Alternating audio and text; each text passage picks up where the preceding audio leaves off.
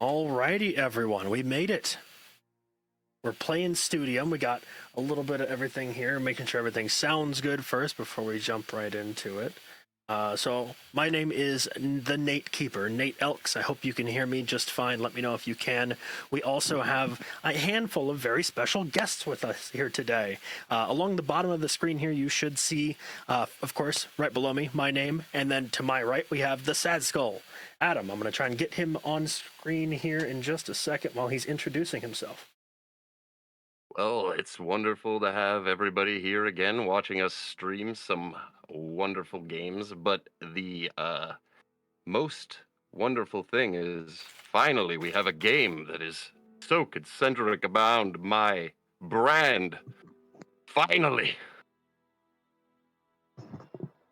But I am Adam. I am the casting director of Foreteller Games and also producer guy. So any of the audio that you listen to, I've probably had a hand in creating at some level. Uh, Big shout out to all the sound designers out there. You know who you are. But yeah, I think it's going to be a really fun project, and I cannot wait to work on Studium No Exit. Um, I brought along with me another one of the cast from this wonderful game, Marcus. Would you like to Well, introduce yourself? well, hello, folks out there. My name is Marcus Freeman.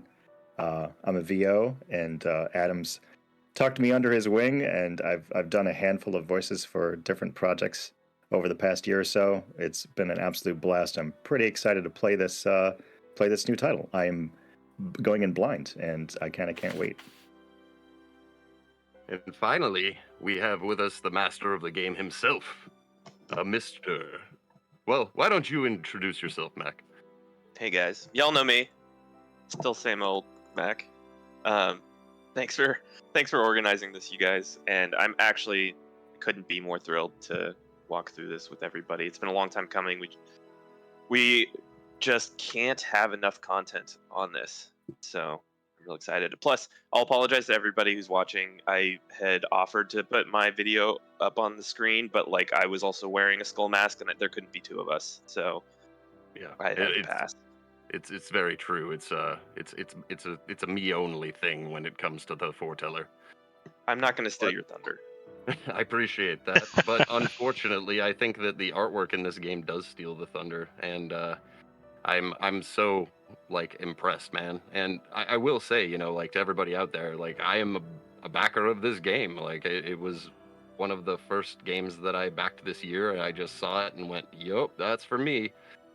But it's one of those things where you know we've been getting a lot of demand for gameplay, and I feel like it's not like it was hidden. It's just that you know with such small teams, it's hard to create content for every station and situation out there. So I'm really relishing the opportunity to create some content for this thing.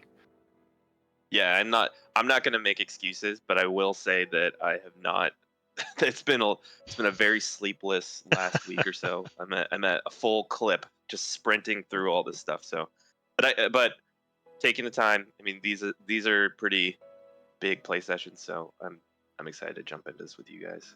Perfect. Well, thanks for the introductions. I think I fixed my mic. Somebody said I was only coming in the left ear. I switched it to a different one, which means I can move this one out of my way. Then you'll be I? just in the right ear if you switch it to a Gosh, different one. no, I switched the mic There's itself. only two options, Nick. You're right. It's a binary in this house. You're right. All right, I'm all good, he says. So first of all, I want to thank everybody for joining us. We're going to get started here in just a minute. I think we're ready for a little bit of an introduction, Mac, if you will. Tell us a little bit about the game for those who haven't joined and those who do know what it's about. You know, tell us what we're going to do today. Yeah, I'm not sure if it's just me. I'm having trouble hearing you, Nate, but I think you asked me to do a brief intro to the game, and I'm happy to do that. So I'll give you guys kind of the official intro, and then I'll even share like kind of a little bit of what my inspiration for this game was. So the Studium No Exit is really about this enigmatic setting that is known as the Studium, and it's really the giant citadel center of this continent that's very kind of Europe-esque. And I'm going to pull the text directly from the Kickstarter, so this is probably repetitive for some of you guys, but I think it's good, a good setup for this. So, the Studium was a hulking citadel, towering over the kingdoms around it. To onlookers, it seemed so vast that its rooms might be infinite, its walls insurmountable. Perhaps they kept the townsfolk of the nearby settlements out, or perhaps they kept a great many terrible things in. Having reached adulthood, you have been offered to the Studium by kith and kin. In return, they'll reap the otherworldly benefits of the Studium's knowledge and never again lay eyes upon you. So the Studium is kind of this enormous citadel that's locked off from all the surrounding settlements, but all of the settlements reap the benefits of having it around. They extend these tutors that kind of go out and share dark knowledge with the surrounding settlements that just help them thrive and survive. And in return, us as adepts just get offered to the Studium, and we are never seen again by the outside world. So nobody knows what happens in the Studium. It's all, kind of a black box. And we as adepts have been given the opportunity to find out what terrible things actually happen behind its walls to create these dark rituals that fuel the continent. Yeah. And for also- everybody's knowledge, I believe I've played the game, Adam has played the game, and of course Max played the game. But I don't believe that Marcus has played this game. He has read for it, as Professor Harrison, like we said, but he has not played it before. So for anybody who hasn't played the game or hasn't seen any playthrough of it, you're going to get a little bit of an introduction to a how-to, as well as for people who just want to see some more. You'll see that too. I will say one thing too. I always like to drop this because folks are like, "What inspired this game?" And I think like a lot of the gameplay mechanics will become really obvious, kind of where I've drawn inspirations from.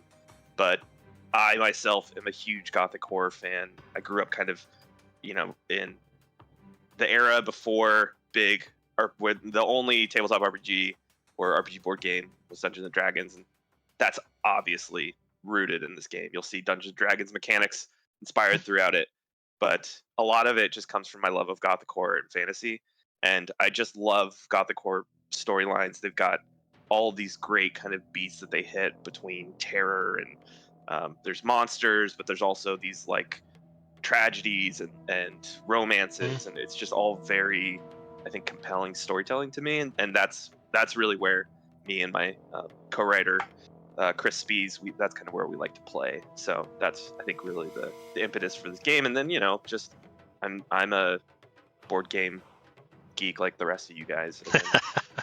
I've been buying up projects left and right for the better part of 15 years or whatever it is. So Perfect.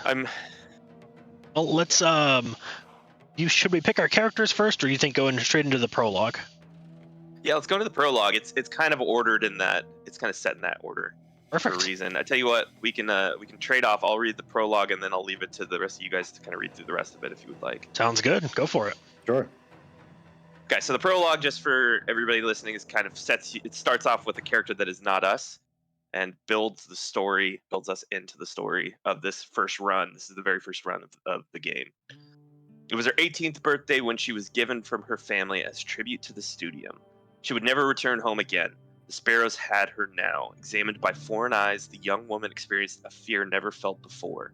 Their gaze pierced her mind and examined her soul, determining her will and deciding her placement within the Studium.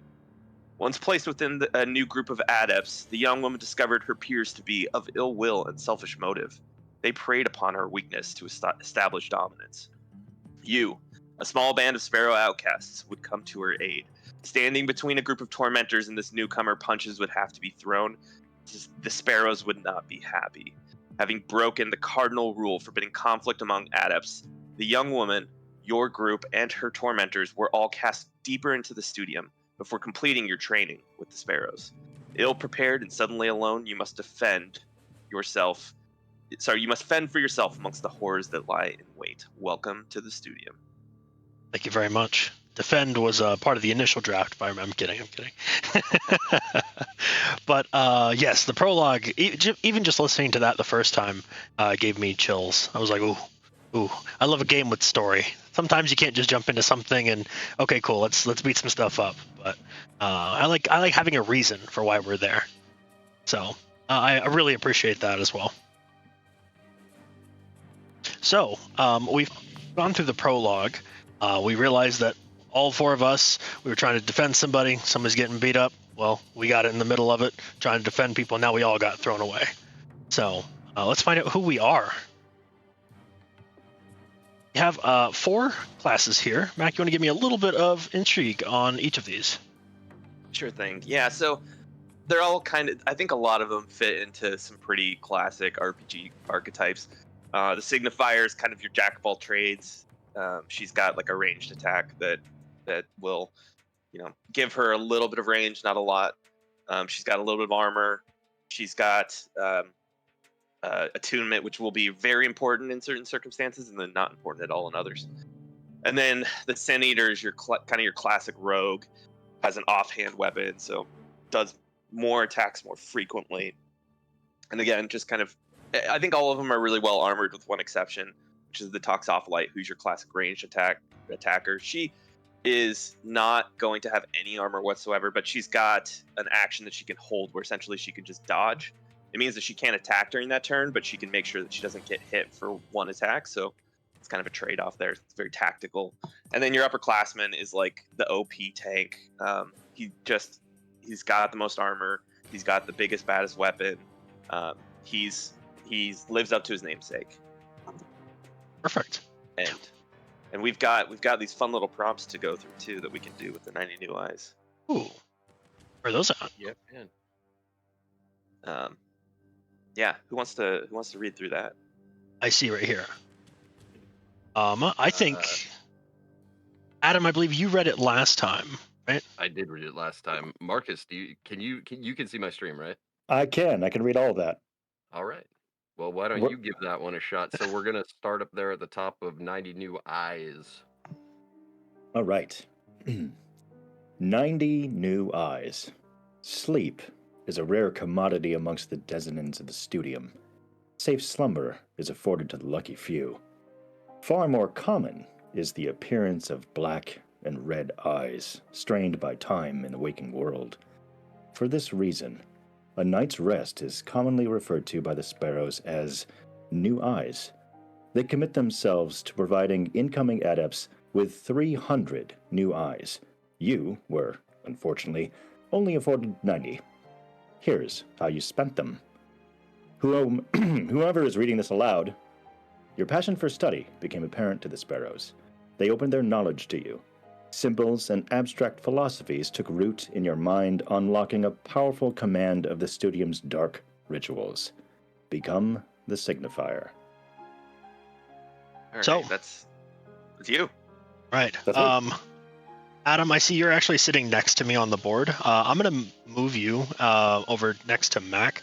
That way, for anybody who doesn't know, Marcus doesn't have the ability to play with us at the moment, so I'm going to be moving his pieces for him. So Adam, I'm going to assign you blue spot, and we're going to make this character on the left of me Signifier. Mark that as... what would you like your character's name to be, Marcus? Let's see. How about first name that floated into my head, Candace? Candace, perfect. Why not? My childish brain literally went to... sorry. Mac, were you going to say something? Lovely name. Lovely It name. is. Like it. Okay. Next on the 90 New Eyes, I was this class last time, so I would like to try something else out, but I probably was the last person to hold a knife, I will say. I might have you beat. Ooh, you did eat right before this, didn't you? Yeah, I literally I saw the knife on my countertop, and I thought to myself, I haven't played the Sin Eater in a long time. Let's do So it. maybe I'll just pick this up for a moment. Well, in that case, go ahead and read for the Sin Eater. Are you talking to me or Marcus? I really got chills when Marcus was reading, so I'd love it if Marcus. Oh, Marcus was read the whole 90 New Eyes. Perfect. Yeah, let's do all of it. Guys, if you can move those cursors over a little bit, they're blocking the text. Yeah, Adam, if you mouse over it and hold left alt, it'll make it even bigger without getting any awesome. cursors in the way. Perfect. All right. So this is character choices. Second of 4. Who among us last held a knife. Something shiny and sharp sat on your high sparrow's desk. Compulsively, when the moment seemed right, you lurched towards it. Your grasp was snatched. The high sparrow had you by the forearm when they whispered, "You'll survive longer than the others. Let me show you. Become the Sin Eater." You weren't kidding about Alright. those chills. Sample. All right. Don't mind if I do. Righty. Well, if we're gonna have you read all of them, Marcus, go ahead and pick on the bottom left one as well. Gladly. The final two roll a D11. Is that what that says? Yep. D11? Oh yeah. That's a thing? It is. D11s? We'll see. Wow. In this game. You'll become Wow. a friend with those, and a foe if you're me. I hate those dang Awesome. things. D11s. Something new in my brain. All right. Whomever rolls highest. Sparrows placed you in a sparring match with a peer. You were ruthless. At some point, you were handed a bow and arrow and asked to remove a strap from an adept's shoulder. You didn't miss. You eventually kill a fellow adept, at the command of the sparrows, of course. Become the toxophyllite. Phyllite? How do you pronounce that? Sorry. I go with toxophyllite. Let's take a, Toxophyllite. yeah. Let me take like a quick, just do a quick sidebar here because this came up a lot. There are a lot of names in this game that I'll admit are difficult to read, and I'm thinking about adding like phonetic instructions into them because it kind of fits within like the academic vibe that we're going in. But I'll be honest, toxophyllite is not a word that I made up. I did not make that up for this game. That is an actual name for someone who practices archery. So Really? if I there's like ever that. there's ever like a super weird word in here and you're like, how do you pronounce that? Like 9 times out of 10, it's something that I did not come up with to torture you, I promise. I think last time we played, we looked up the etymology of Studium to find out where it came from. Yeah. You'll see a really weird one to pronounce, which is Studier. I'm not sure how to pronounce it, and so I don't put it in the text very often. Mhm. But the etymology, it's the root word for student, and it actually means those who suffer, which is Oh. a little Easter egg for kind of how Yeah. this game was first formed. Interesting. I like that. I was told that this would be a fun game with rainbows, Mac. No, they're in there. We'll get to them. Do you guys want to roll to see who gets this one, or do you guys want to just pick the? I think we should pick because Adam, you played Yeah. upperclassmen last time. And Do you want to play him again? We'll fight. I'll fight you for it if you want. the rules say to roll, Nate. Alrighty. Roll you must. We must roll. Give me a D11. We got a 9. And I got a 7. Have fun with the upperclassmen, my friend. 100%. Chosen again. All right.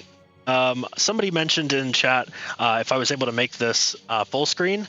The answer is yes, but Mac made this wonderful stream overlay for me, so I want to use that. That doesn't need to be an excuse. If we want to go full screen, we can go full screen too. We'll see. I think I can make it just a tad bit bigger. I'm just trying not to block it out. I can't grab anything. I can't grab this thing. And grab what? The upperclassman card. Oh, try it. Yeah. Gonna make you guys. Let me promote you guys just in case. Issues Promote with me. that? Been promoted. I think it was user error. No offense, Ed. You've got to tap it on the top of your character bar rather than like on the character itself. Got it. But we have one more piece of text to read. Yep. Hold on. I promise I'm working on it. There you go. Whomever remains. You didn't pick this for yourself. You just happened to walk through the Studium's gates looking like the biggest, baddest backbreaker of your class. The Sparrows acknowledge your natural gifts and encourage you to shield your fellow adepts. Become the upperclassman. And that is Huzzah. Fantastic. awesome. What names have you guys chosen for your characters? Oh. I have not chosen mine yet, but Yes. I do know. So I'm gonna go with Sparky. Sparky, that's- nice. That's the name of my first dog. Funny enough. I was literally going to ask if it was a dog. Yeah, a name that I came up with, by the way. So I don't know if that bodes well about the product that I developed. That I was not a very original name developer as a child. Let's hope that I've grown as a writer. Hopefully. I'm going to go with Algana because that's what I'm using for my Diablo 4 character. Nice. How do you spell that? Algonna. It's Algana? Algonna kill you. I was waiting for that wind up and the pun in there. I was not disappointed in the least. Yes. It was either all gonna kill you or they all gonna die. They're all gonna die. Oh my god, that's great. I'm playing a rogue, so I was like, oh, maybe I should play the Sin Eater, but no, I played it last time. I love rogues. If you didn't quite catch that. And I have gone with the name Skulligan. He's a big ship of a man, so Skulligan is what I've gone with. Love it.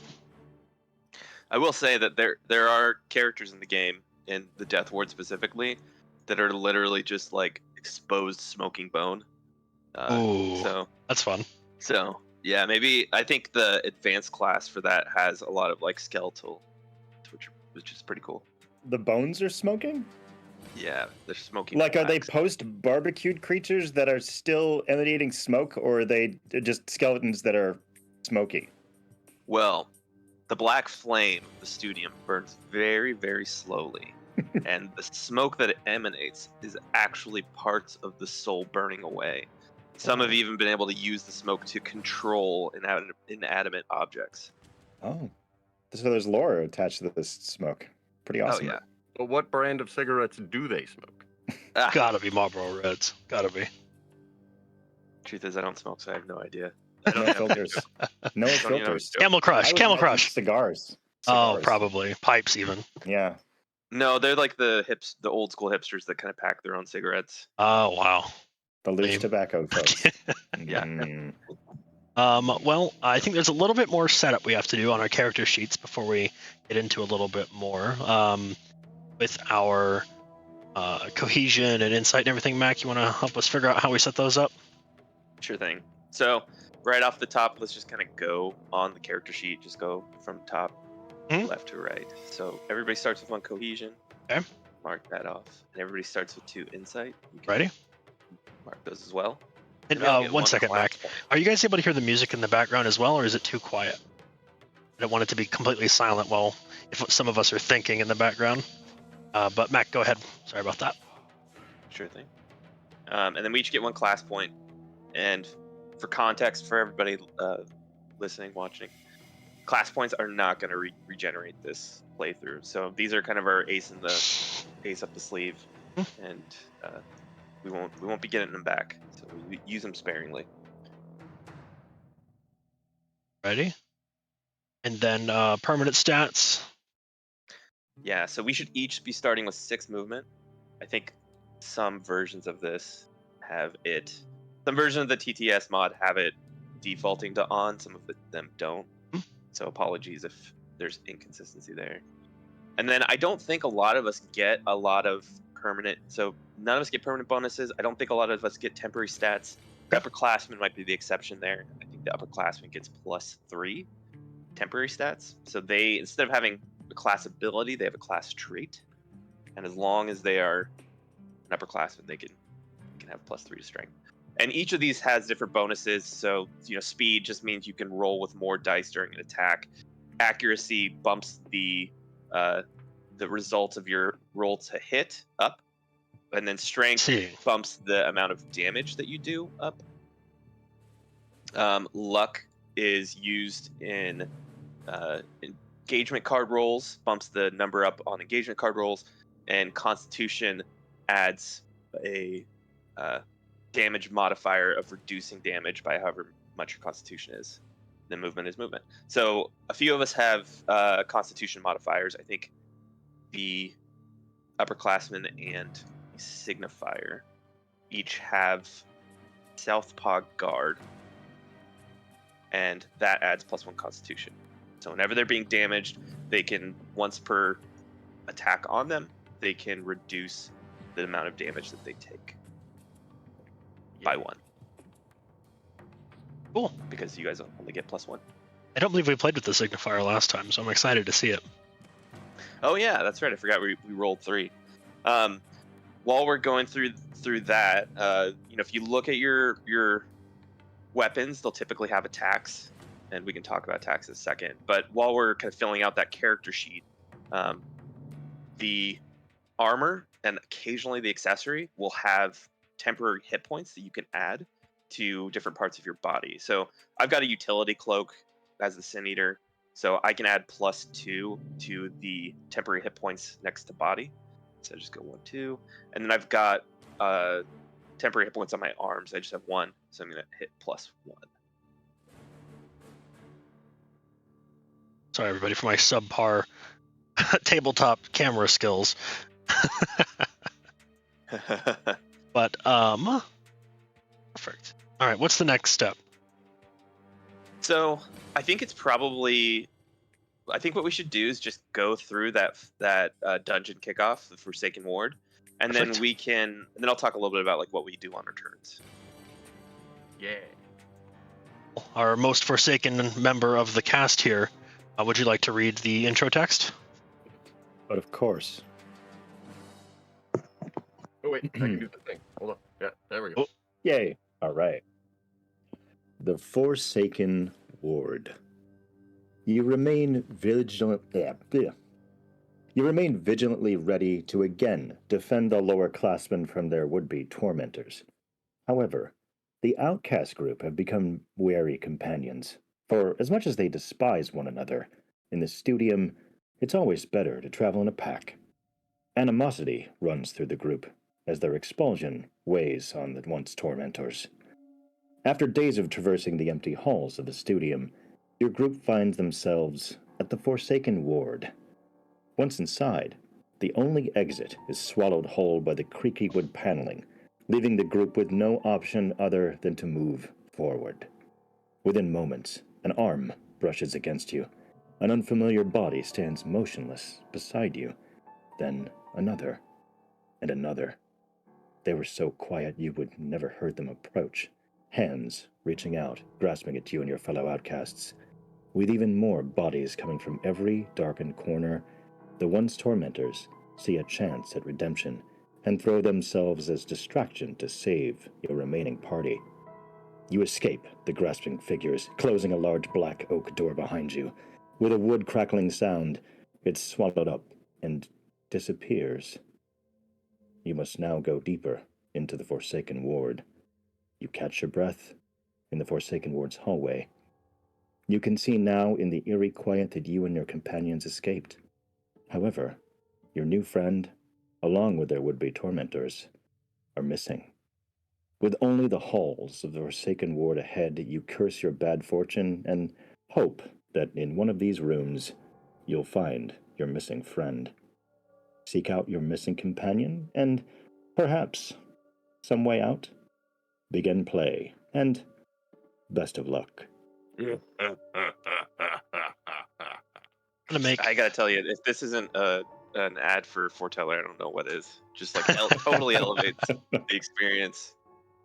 To make the play screen just a little bit bigger, as somebody mentioned. Face cam down. Adam's face cam down. He's dancing. There he is. So it's just a little bit bigger. Hope that helps. Alrighty. Okay, so let's talk a little bit about what you do on your turn. So there's really 3 things that you can do on your turn. The kind of obvious one is actions. You can tell what actions are because you will pretty much always use something from your character inventory or character sheet to perform it, and it will have a little star, sun, whatever you want to call that icon, right above a symbol. So there's in the preview, you can see there's ranged attacks, actions. There's melee attack actions. There are class abilities, which class abilities that cost an action are not in this, so we don't have to worry about that. And then we may find ourselves at a point being able to use scroll actions, but we're gonna have to roll some pretty high rolls in order to unlock that. So those are actions. You can also move, and you get 1 action and 1 move and 1 investigation per turn for your character. The move is on your character sheet. We each start with 6. And you can split a move with an investigation. So if you move and investigate, and you still have movement left over, that movement is yours to use Hmm. later on in this turn. Can't split a movement with an action, so the action has to come at the beginning or the end of your move. Okay. And the last thing I'll say, these are always kind of like the little small rules. Movement is in cardinal directions. There's no diagonals. Same thing with attacking. No, only in cardinal directions. No diagonals. And then we all kind of work as a unit. We've been training together. We've been friends for a little while as we trained in the Sparrows. So we can move in any order we like, and can take actions in any order that we like, and investigate in any order we like. We don't need to wait for one person to finish their turn in order for me to start taking mine. I mean, let's communicate that, hey, like before you take that action, I'm going to move.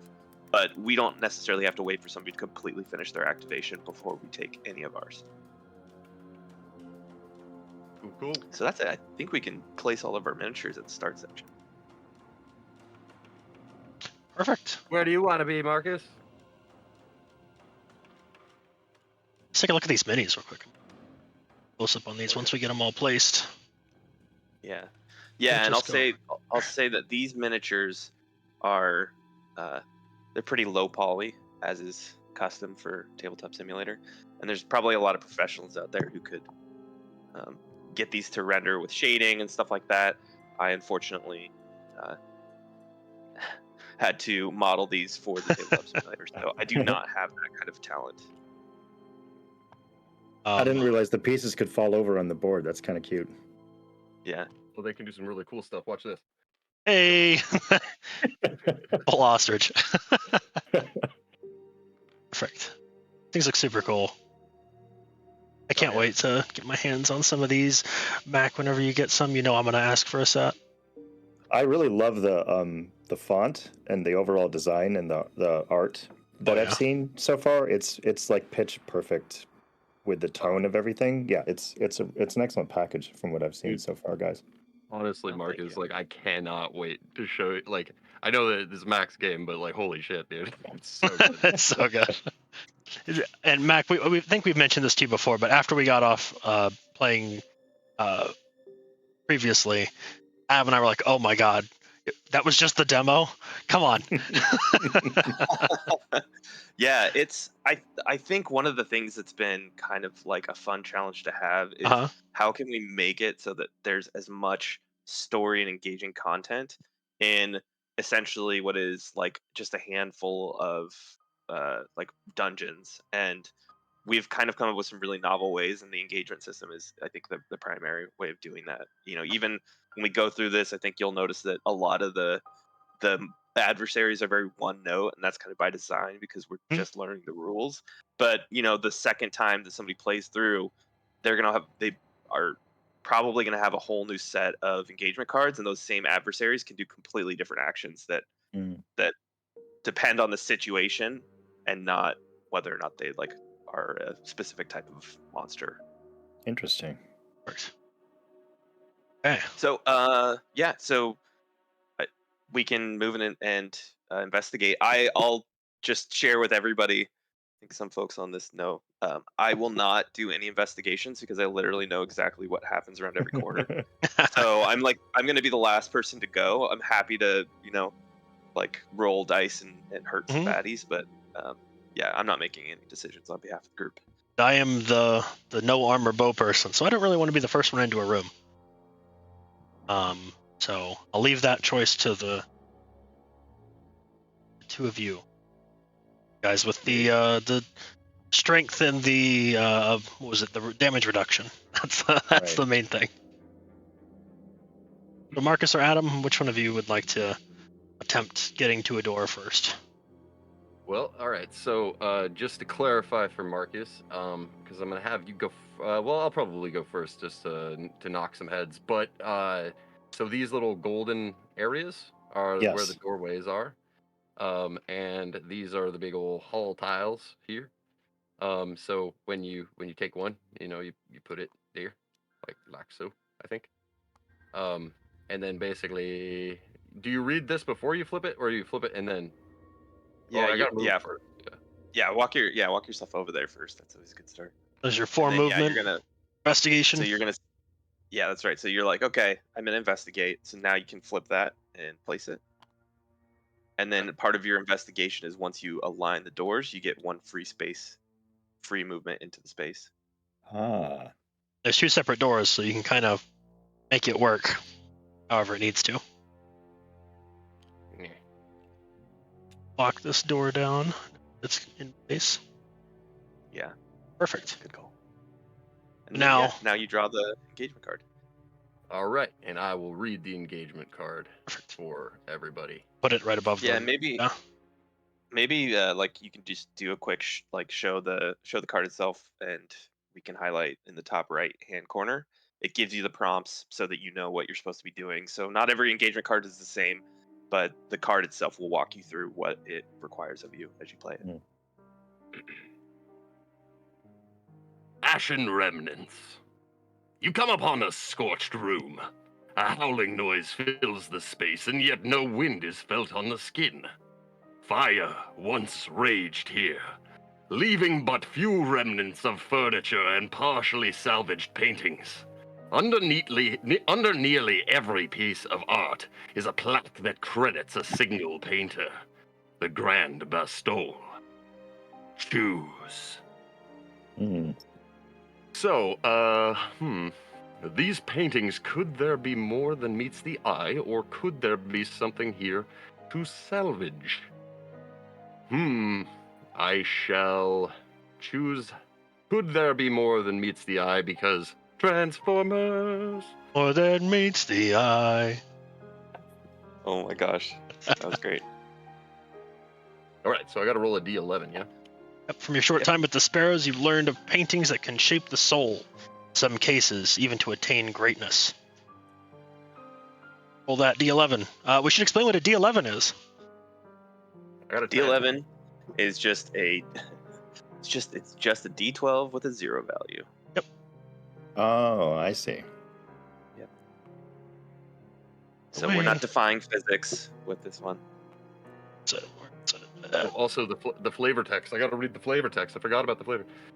The rarity of windows which haunts us each day is a familiar blight upon all Studium dwellers. Let this republication of the much beloved journal detailing the application of black oak collars to your candles keep your halls ever alight.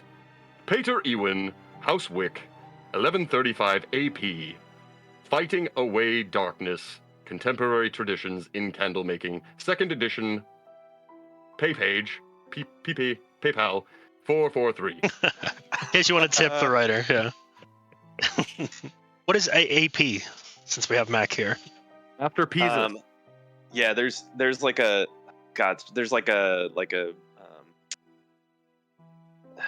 yeah.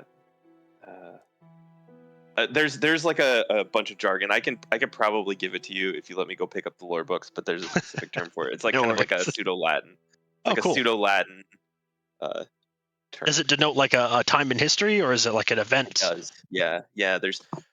That's the there's the yes. Okay, cool. I'm just gonna say yes for now, but yeah, there's kind of a like central point in history. The history of Vermalia, which is like the continent that the Studium lives on, Okay. is really the history is just rooted in the discovery of the early Studium, and so it very much like we think of like the Christian Bible kind of dictating the calendars that we have. The Right. Studium really dictates the calendars of Vermalia. Interesting. I choose Pisus. Pisus is the same. Anyway, so we'll go ahead and flip the card now, because I got a 10, and you see here it says, you approach burnt art. You come upon a burnt painting with twisting vines and roots that dig deep into an underground cave of stone limbs. It steals your mind. Now, because I rolled a 10, I got no spoils. Averting your gaze before becoming entranced, you seize a nearby candle to light, a controlled fire that results in the rest of the painting being destroyed. You survive. And if you want to read the other options, You're gonna have to buy the game. Well, actually, with this one, I believe this has the special icon, Mac, right? Yep, that's right. So we actually do get to the other one. You may another may investigate. So whoever else goes in that room can do the other option. Oh, If you look at the top right of that card right there, it says another may investigate. After completing this card, flip it back over and leave it in the play space. You or another player that is in investigation range of this hall may investigate and follow the choose prompt that you did not choose. Afterwards, discard this card. But I followed the rules. I completed the card and flipped it over before you could see it. True, because you're right. We'd have to read the other text before. I was trying to meta. You listened to the wise words of Pater Ewan and kept your candle alight. I did, but it burned the fucking painting. It did. This is probably like the least interesting part of the Studium, but AP stands for Anoprevicor, which means of diverge. So there you go. Cool. of diverge. Yeah, it's Latin. I like Latin. Also, there's 7 seasons in the. I'm saying this in surprise. Like I wrote this like 4 years ago, and then haven't had a lot of reasons to go back and look at it recently. So, but there's 7 seasons in the World of the Studium, which is kind of cool. The seasons are fall, winter, listing, spring, pepperit, curse, and solstice. And There's a- Toyotathon. There's a curse season? Yeah, but it's spelled CURS, and it's not what you think. It means something completely different. Curs. Oh, What it see. means is probably on a different page of this lore book that I wrote. it's a so I bunch couldn't of tell you. it's a bunch of mean dogs that just roam Studium and maul people. It's full of curs. Curs. Curs. Oh, that's great. That's Perfect. great. Oh god. That's canon. That's not my favorite season. I don't like that No. one. Out of all the 7, curs is probably my least favorite. We've got cicadas every 7 years. Every 7 seasons, they get a bunch of weird dogs. Alrighty. Marcus, would you like to take your move now? You're Certainly. the one with the dangly bits. All right. So I've got 6 spaces to move, correct? And an investigate. And an investigate to boot. I could do anything in any order. I will walk forward 6 steps and stand in front of the other adjacent golden door to this room and investigate that. Cool. Okie dokie. Yeah.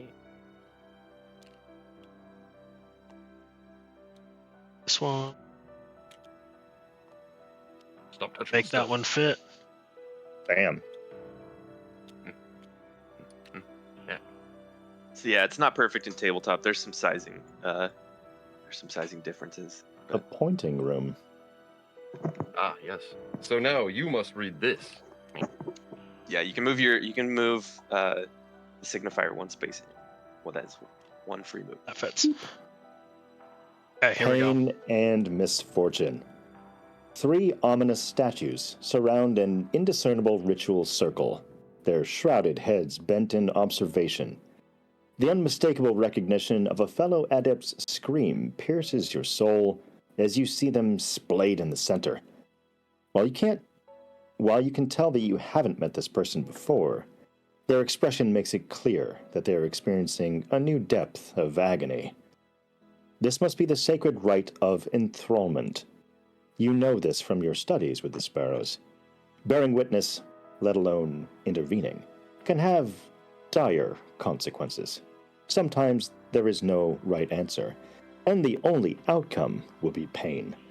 The Studium makes sure of that. Choose. I walk the path of the hero, or I am content. I am the Watcher. This makes me feel so weird!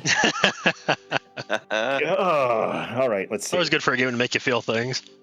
Yeah, whatever. We're might not be all a bunch hiding of in the murder shadows hobos. Yeah, right? Ugh.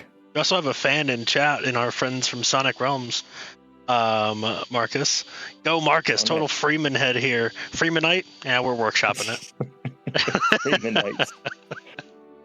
Having All right. respect for sacred rituals would assure your safety, but it was cost to your soul. This colleague will not rest in peace.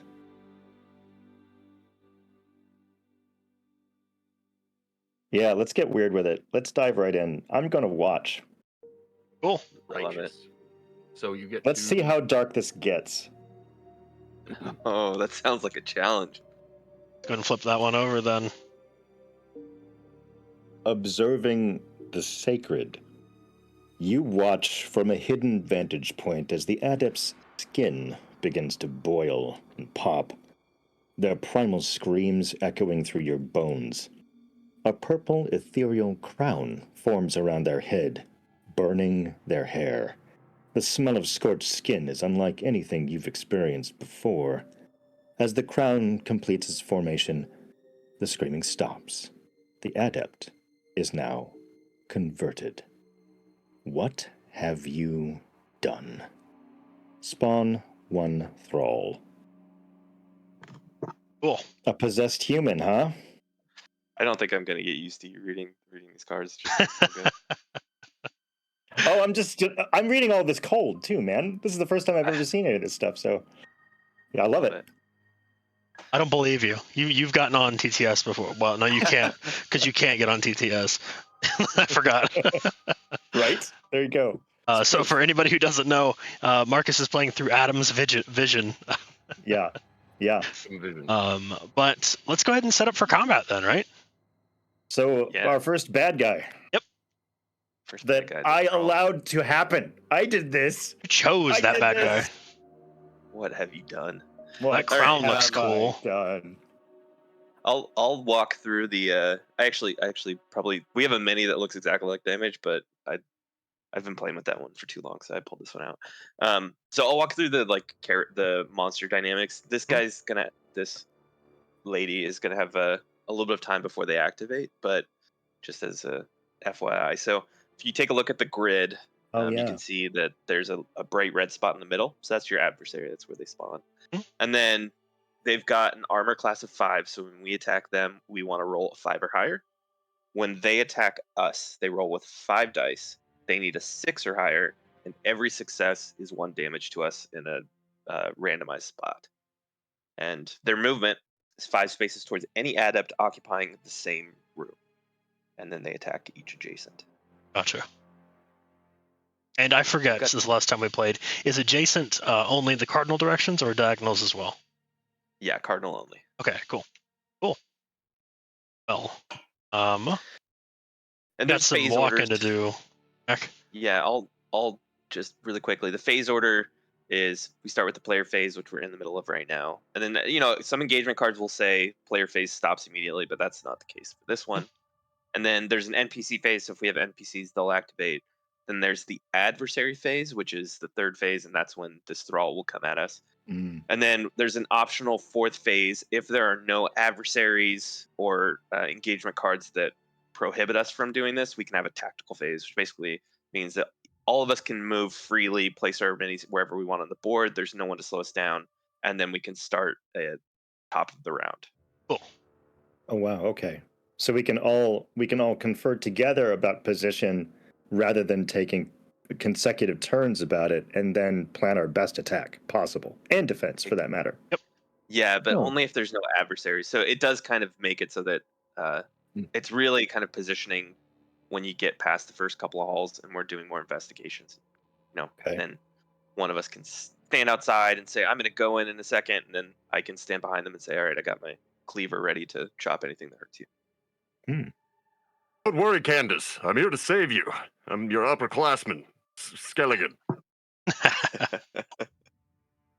Oh, about time, Skilligan. You guys yelling again? I Come just on. watched this person turn into a hideous thing. We should stop them. My bad. What's I just took my happening in time. Hideous things. Oh, Hideous God. things. I accidentally burned this entire room down. Oh, God. Bring some of that fire in here. We could use it like stat. Candle seemed I think effective. I think But his I'm hair gonna did move burn off, in. didn't it? Oh, maybe not. I think I'm gonna move 1, 2, 3, 4, 5, and I'm gonna roll. I'm gonna investigate and roll on this guy. Oh, okay, cool. Right. Because you're not going to be able to make it. Yeah, I don't think I can make it. I could throw something at this guy, but I'm never gonna get it back if I do, because I'm not. You guys know me. I won't investigate again. So I'll spend my investigation. I'll roll this die, and I'll read the text first. The text is, all right, everything here looks as though it could come crumbling down at any second. Perhaps still, there's something to be salvaged. Roll 1d11 and flip this card. So I'm going to roll that. back in the Scorched Room. That was a roll, right?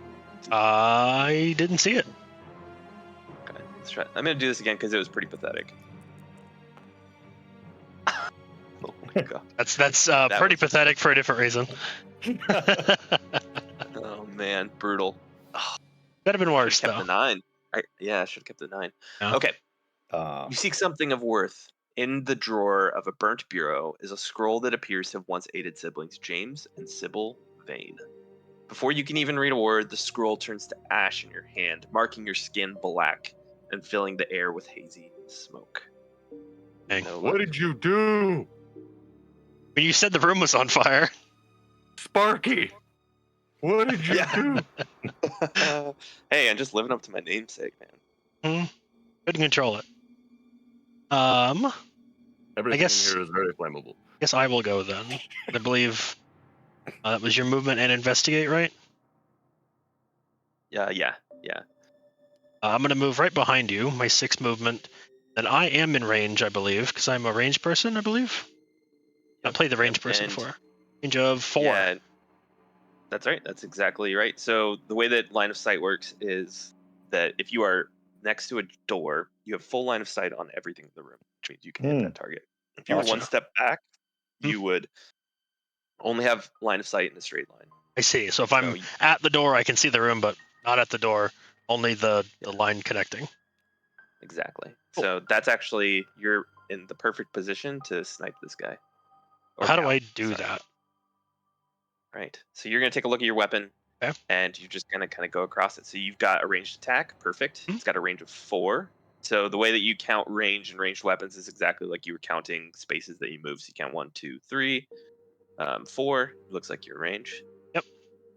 And then you've got a speed of 1. So you can roll 1 dice. You also have a ritualized quiver, which when attacking... Nope, that's not what I'm thinking of. You also have a Swift Sparrow attire, which has an expedited knocking trait, which means that when attacking with a bow, you get +1 speed. So you have speed of 2. You get to roll 2 dice to attack. I can see the cool little hand thing on the what would be the right arm of the character. Yeah, that's one of those details that we're gonna do everything we can to make sure it gets onto the mini. I don't know what they're called. The little thing that the archers have, the trigger release finger thing. Yeah, It's cool. I think in another version we called it a knocking glove, which might be a term that I completely made up. It is very descriptive of what it is. Yeah. So 2 dice, right? Because speed 2.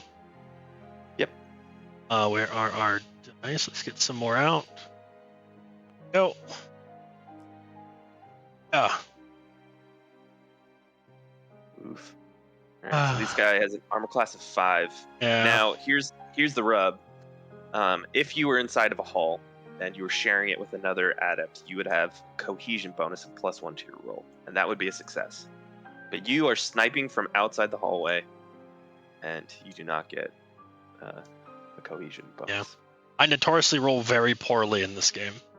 So I will take my loss and let you guys get hit for it. Right. So Mac, any chance of getting a small little like dice jail called like a dice studium?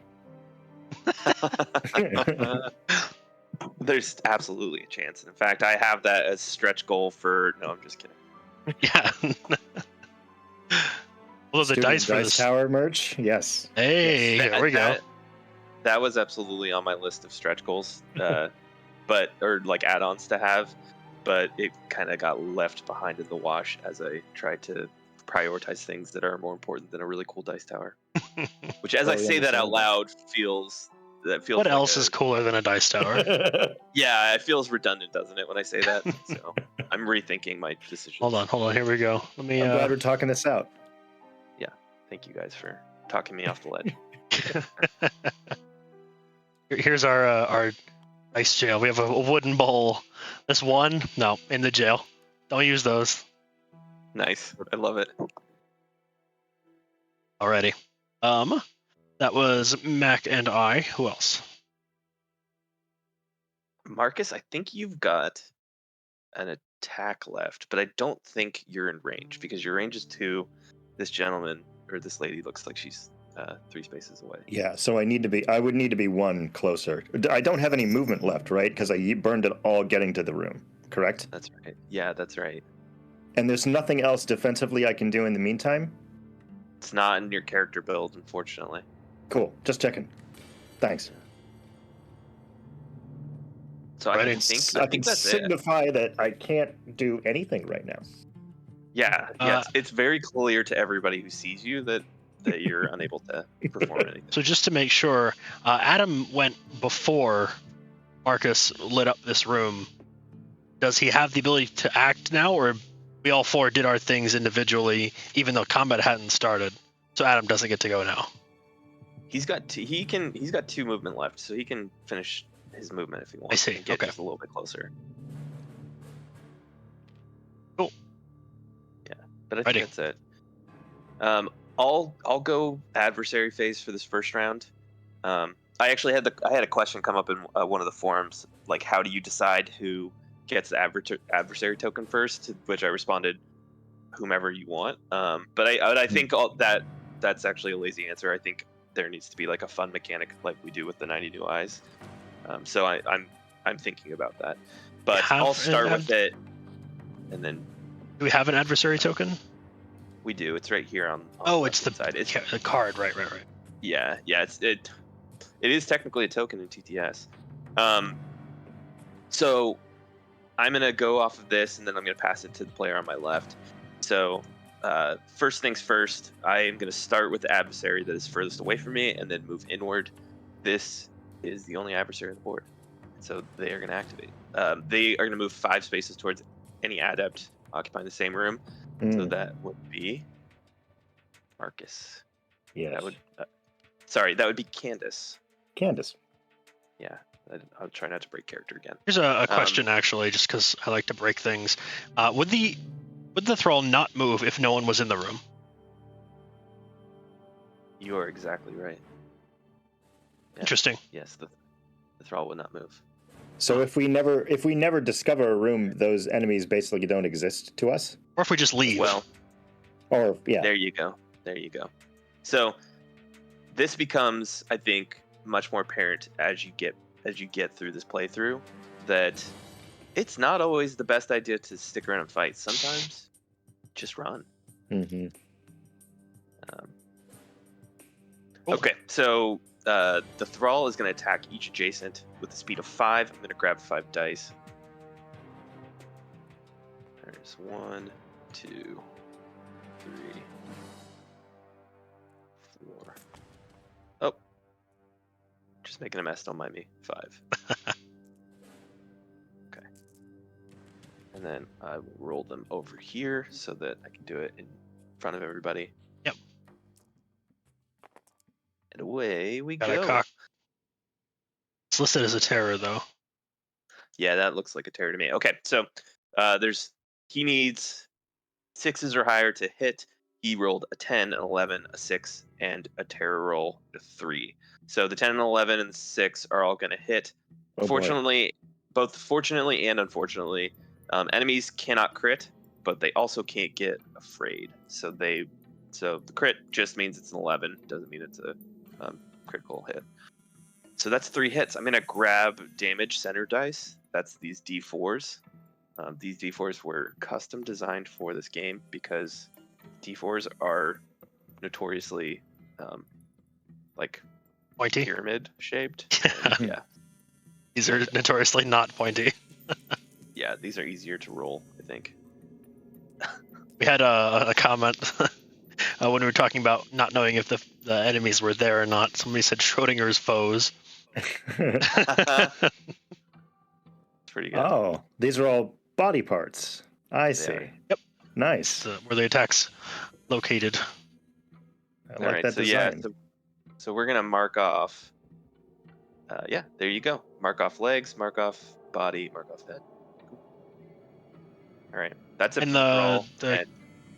was it this character who had the thing that allows you to reduce something by 1? Reduce one of the hits? Yeah, that's right. That's right. Yep. 1 Constitution. Yep. So since you have can that take one of these Constitution. down. Yep. Every Alright. time I get hit, or just once forever? Once per enemy attack. Oh, even great, even better. I'll take that Yeah. knock off my head. And I keep also, if you were wondering there, Marcus, if it had hit you in the arms, it would have reduced the armor, of course. I thought so. Yep. The armor reduces the damage, and then thusly horrible things happen as you go down this track here. Right. We've got one of your early Sparrow backers in chat. Mac, he's or they're really excited to see some play and then get it themselves. Awesome. Welcome. I'm always happy to have a Sparrow on my team. They do good work. Until they watch somebody get created into a thrall. What's that purple crown? Ooh, that looks cool. Yeah. To be fair, it is pretty on par for Professor Harrison, I think. True. That's true. Very curious. Yeah. Just sit Ready. back and watch. All right. Well, this guy's surrounded. I think we can pretty much just blast him off the face of the earth pretty quick. Yeah, I think so too. Watch me just jinx us, but I think we got this. Ready. Dennis, no! Let your upperclassmen handle this one. Throw! Taste my hammer.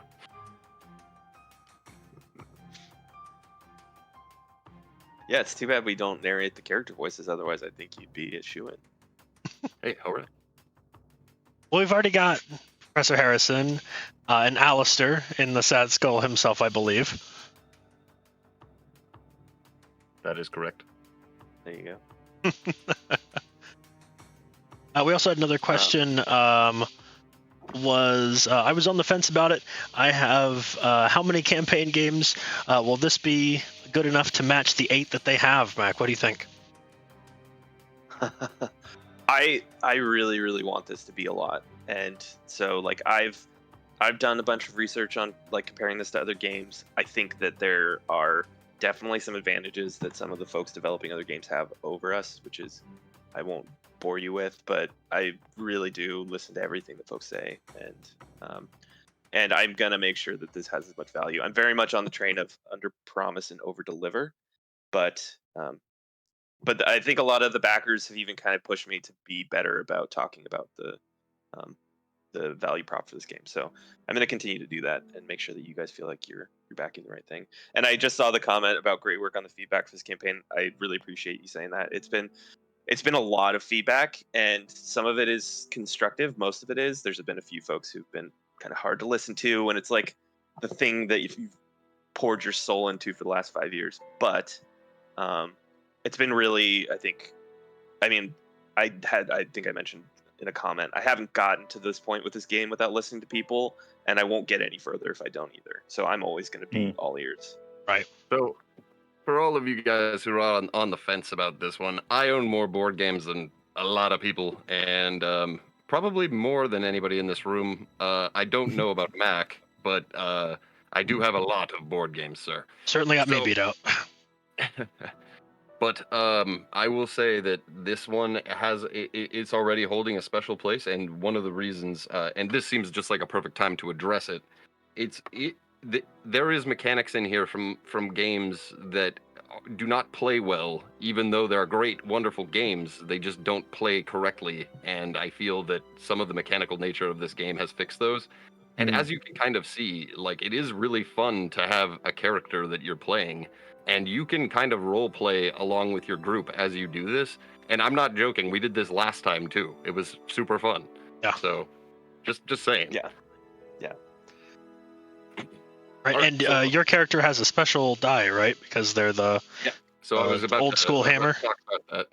So I know that this is usually Mack's Wheeler house, but son of a gun.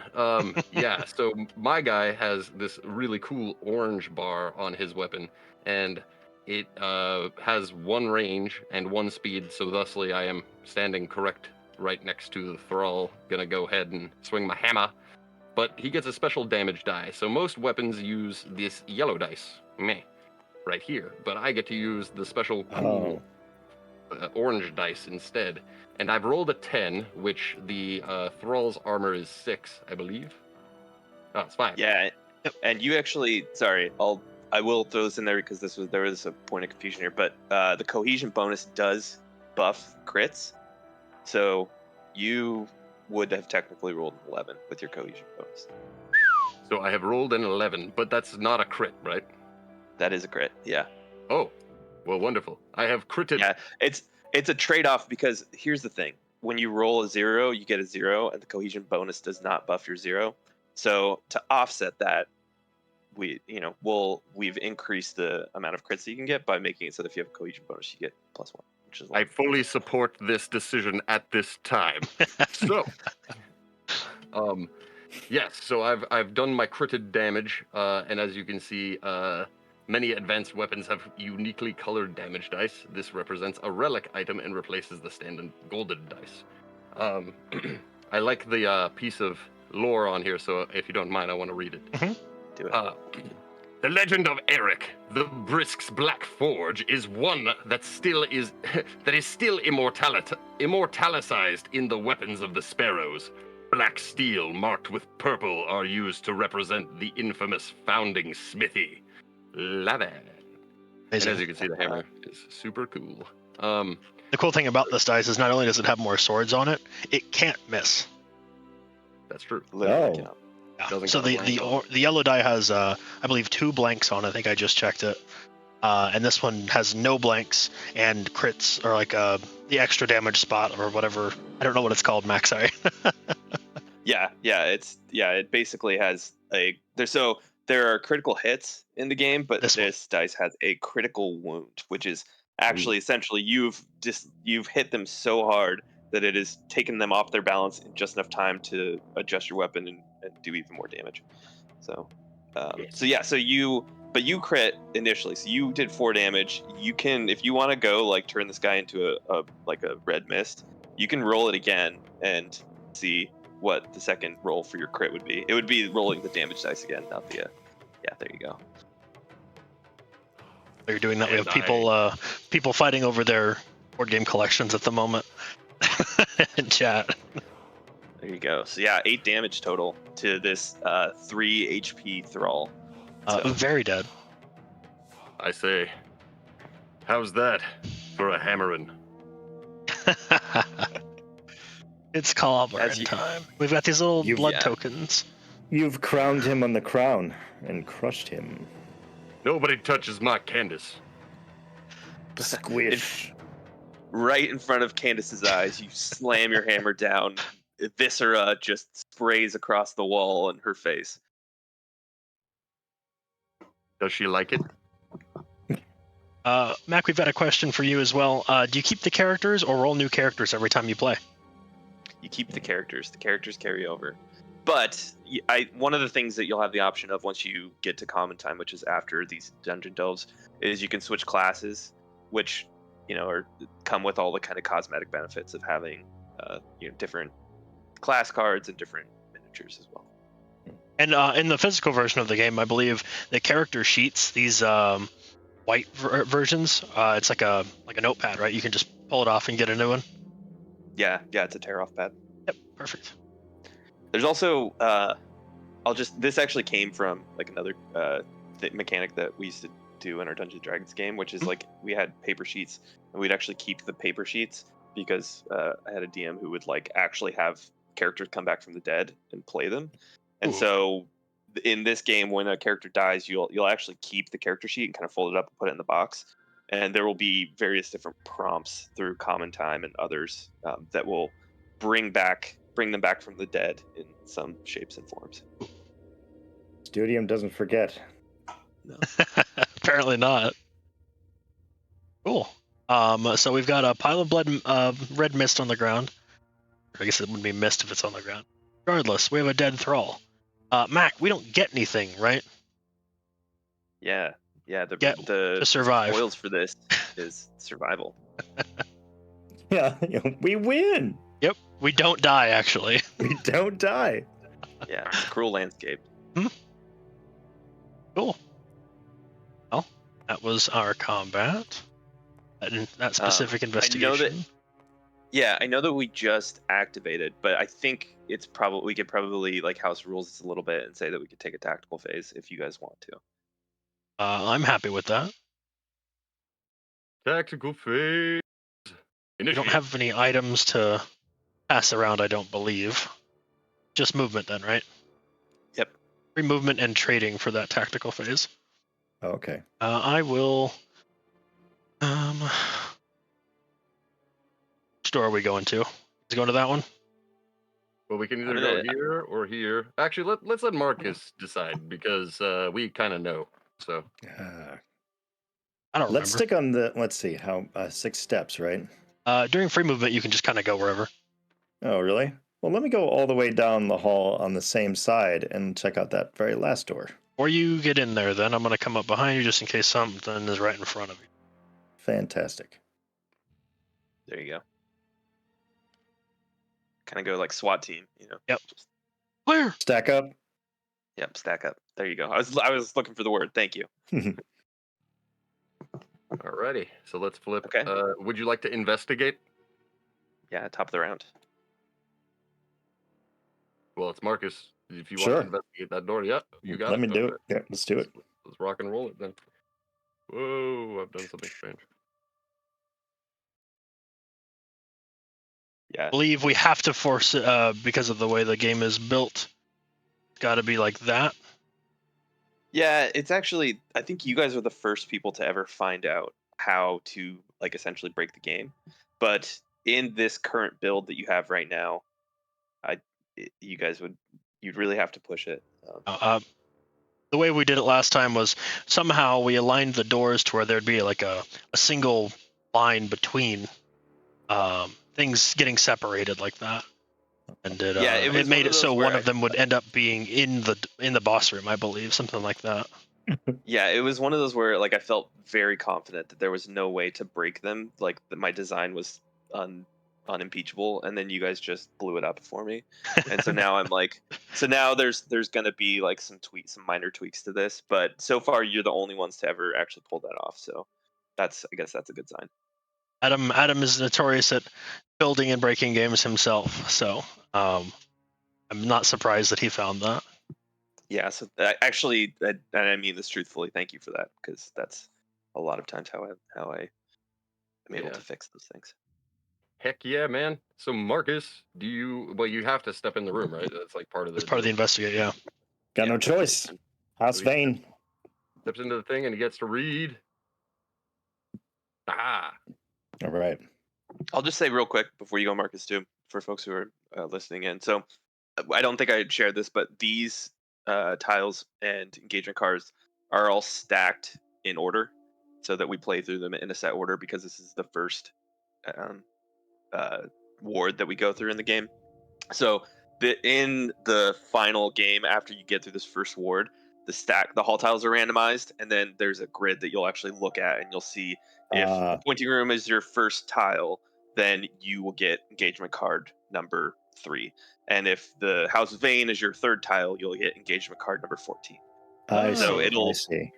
And so it's if any of you have ever played Betrayal, the House on the Hill, the old school one, I think the new version Yeah. doesn't do this anymore, but the old school one, when you did a haunt, depending on the room that you drew at the time you drew it, the card that you got.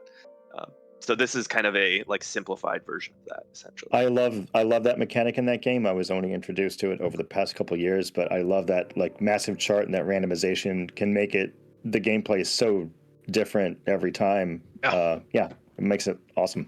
Love it. Yeah, that was like one of the must-haves for this game. I was just and so the way that it works is we've essentially have this giant map, this kind of tree that we do where we branch out all the different possibilities. And then Chris Spees and I, our writer, we kind of break what we call episodes for each path that you could possibly make. So that at the beginning you might have kind of the same starting point, but by the end you've got a completely different story that you've played through. Oh wow. And so we want to make sure there's a narrative, so we do chart it, but we call them episodes because they're kind of like, the episode of a TV show. Right. That's cool. Okay. The Grim Omen. The Forsaken Ward has cold walls and long, dark hallways. You find yourself entering a severely deteriorated common space. Immediately before you is a crow. unmoving, and perched on a sturdy table. Its skull appears to be exposed, as though its face was peeled back from the beak. Is it a grim decoration? You could swear there's some life in it, despite its horrible state. Choose.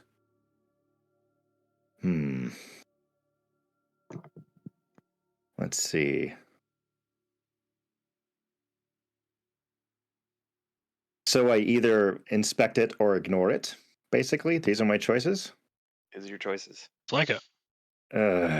Well, I saw what happened when I paid attention in that last room. Let me ignore this one this time and go, yeah, no. Avoiding the faceless crow seems paramount, and instead you move towards a portrait wall bearing plaques that read James, Henry, and Sybil. Place your character adjacent to the room's walls and flip this card. Cool. And those of you out there who would like the flavor text, those that we would refer to as geists are typically identified by a small number of common traits. They often have forms that appear to be in varying state of malformation and decay. Their physical presence is inconsistently corporeal, and they are mostly common seen carrying lanterns that resemble ancient Studium technology. It's generally accepted that geists are not sentient and are simply forces of willpower made manifest, though some actively debate this premise. Charles Spindon, Bailey Potts, Septimus E.B. et al., House Sparrow, 381 AP, Arisen Almanac, H. Sanguine, 6th edition, PayPal 212. PayPal. So well done. I was trying everything I could not to laugh at the start of that with the full character rendition. Gotta go full character. That was great. Right. So make good on yeah and no by placing your character adjacent to the room's walls. Yeah. There we go. Where would you like to be? Over here? Yeah, back corner, the top left This in one. that orientation would Cool. be best. Dun, dun, dun. Wow. Okay. Lady Sybil greets. Let's see. Sybil Vane appears suddenly before you, interrupting the inspection of your surroundings, seeing paintings around you of a Sybil that once was. The visage that stands before you bears a scant resemblance, with long hooked claws and malformed spines protruding from her back. Left with no choice but to defend yourself from her aggression, you prepare for battle, having only heard tales from the sparrows of the rare ferocity of a fully formed Geist. Survival isn't guaranteed. This isn't going to end well. Cool. So no matter what, the fight happens. No matter what, yeah. Yep. And this one, the on the grid on the left, so like a key indicator of where to place them is if you see this big gold bar that represents the wall that shares the door that you entered through. So one space from the wall in the center column. I see. Is where she goes. And you, had you chosen to take a look at the bird that is now perched upon her shoulder, would have been right in the middle, right in front of her. Mr. Quinzel says, Lady Sybil looking kind of cute. Once you look past the abnormalities. I think all of the characters looking kind of cute. I know we follow your artist, Mac, but I don't remember their name. Ridley Art. And I think the last Twitch stream, I totally share the sentiment of what they said about Ridley's art, which is that they do a great job of he does a great job of making artwork that is characters that are sexy without being sexualized, which I totally agree with. Think so. That's a fine line to walk, and yeah, I would agree. Yeah. Everyone needs love, says someone else. Well, Lady Sybil, I believe, has some love at some point. We haven't quite found it yet. Let's not get into that. Yeah, let's not go into that. Not here. That's for you all to discover in your own playtime. Yep. So for you artists out there on Patreon, don't even think about it. Or do think about it and at Studium Games on Twitter. I just threw Mac under the bus. Thank you for that. I really appreciate it. But fantastic. We are in combat. But Lady Sybil has a fleet of attacks. Yeah, so she's got all sorts of features. She's a little bit of a step up from the thrall that we just ran into. So she's a tier 2 adversary, which means any normal attack will not be effective against her. But there are a few of us who have attunement through our weapons, and that attunement will come in handy if we want to take her down. If we have attuned attacks, then we can damage her like we would damage any other adversary. And she's only got 4 HP in that case. Attunement. In order to gain attunement, you'll need 2 things. You'll need to have 2 or more insight, and then you'll either need to have a weapon that offers attunement when you have 2 or more insight, or a scroll combination that offers attunement. And right now, none of us are equipped with scrolls, but 2 of us, which is the Signifier, Marcus, and Toxopholite Nate, are fully attuned and can take whacks at her. Yep, as long as my insight doesn't go down. And then the last thing I'll say about her Both of our is that insight, she has fleeting form, which means that she can move through walls. She is not always fully corporeal. However, she will disappear after she is activated twice. I see. Okay. Excited for another go at Lady Sybil. Yeah, I can't remember for the life of me how you guys did last time, but that's okay. Let's focus on the now and see how we do. Ready. So you're not in range, but you have plenty of movement left. Right? I do? It was free movement. You just investigated, so you haven't actually taken movement on your turn. Okay, well, I may as well get in range.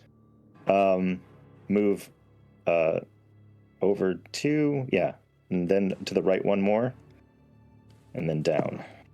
Wait, You have range my 2. weapon can hit range of 2. Yes, I'll stay right there. Back, Lady Sybil. Halt! Okay, Good call. I will roll your dice for you. Excellent. Thanks for all the follows, guys, by the way. We plan to do a lot more of these streams, especially with game creators and voice actors. It's something we really look forward to doing here in the future. Look at this stuff. All right, Marcus, you ready? Your hands are my I'm ready. hands. And roll.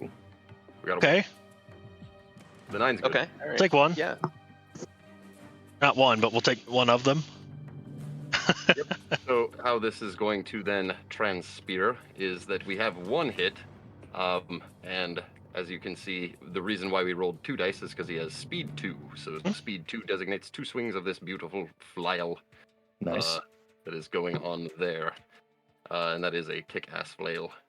Sort of reminds me of a young Ivy, maybe from Soul Calibur. Good call. A little bit, Good yeah. call. Yeah. So is that 1 damage on the Lady Sybil? Or do they get to defend in some way? Oh, you get to roll damage, so I have to Oh. roll this golden dice. So yeah, for now. you rolled to hit, and now you're going to roll for damage. Got it. All right. Let her You rip. get to 1 damage. These little blood droplets. Yeah. 1 of 4. We even have little. Oh, the tier 2. Yeah, you're right. So I just totally missed that. I'll let you. Thank you. To line Does up the she have shadows. special purple HP? That's He does. hilarious. That's the tier 2 adversary. Oh, okay. Cool. So I forget. Can you split up movement? So if he wanted to move back more, he could, or no? No. Not with an action. You cannot. Gotcha. Okay. All right. There I remain. I'm not. I think this is a fun sidebar. So sorry for derailing. I'm You're not good. the kind of game designer to like get mad at certain actions and then like create rules around it. But like this one, I felt that I just had to do, which is I played with my wife and her family, and they realized that a whole group, I think it was like 4 thralls, were in a room and they won't attack unless someone's inside the room. So they were all standing in the hallway, moving in, hitting the thralls, then moving I out. see. And then the next person would take their turn, they'd move in, hit the thralls, and then move out. And it was just like so broken, and it took forever. And I was just like, there's no way that this can remain in the game. So that's Especially with the range only- combat. Yeah, the only time where I was like inclined to make a rule change, just purely based off of not wanting the game to be broken. Hey, I mean, if it's your game, if it's going to be broken without it, I'd say any change is a welcome change. Yeah, thank you. Well, I'll go ahead and go as well. I don't think I'm going to be in anybody's way if I just go to the door. Her attacks. Who does she hit? Just say significant HP.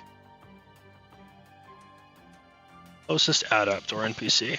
Okay, well, actually, I'm going to go 1, 2, 3. I'm still further away, so she's not going to hit me. But I feel like I should be in the room for cohesion, because I'm one of the only people who can hit her. So I want to make sure that those hit. Good call.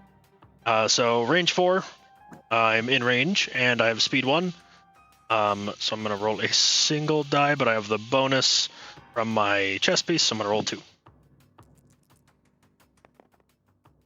Make 7 and a 5. Add your cohesion to that. A 6 and an 8, so one of those hit. Nice. So roll this up, and nothing.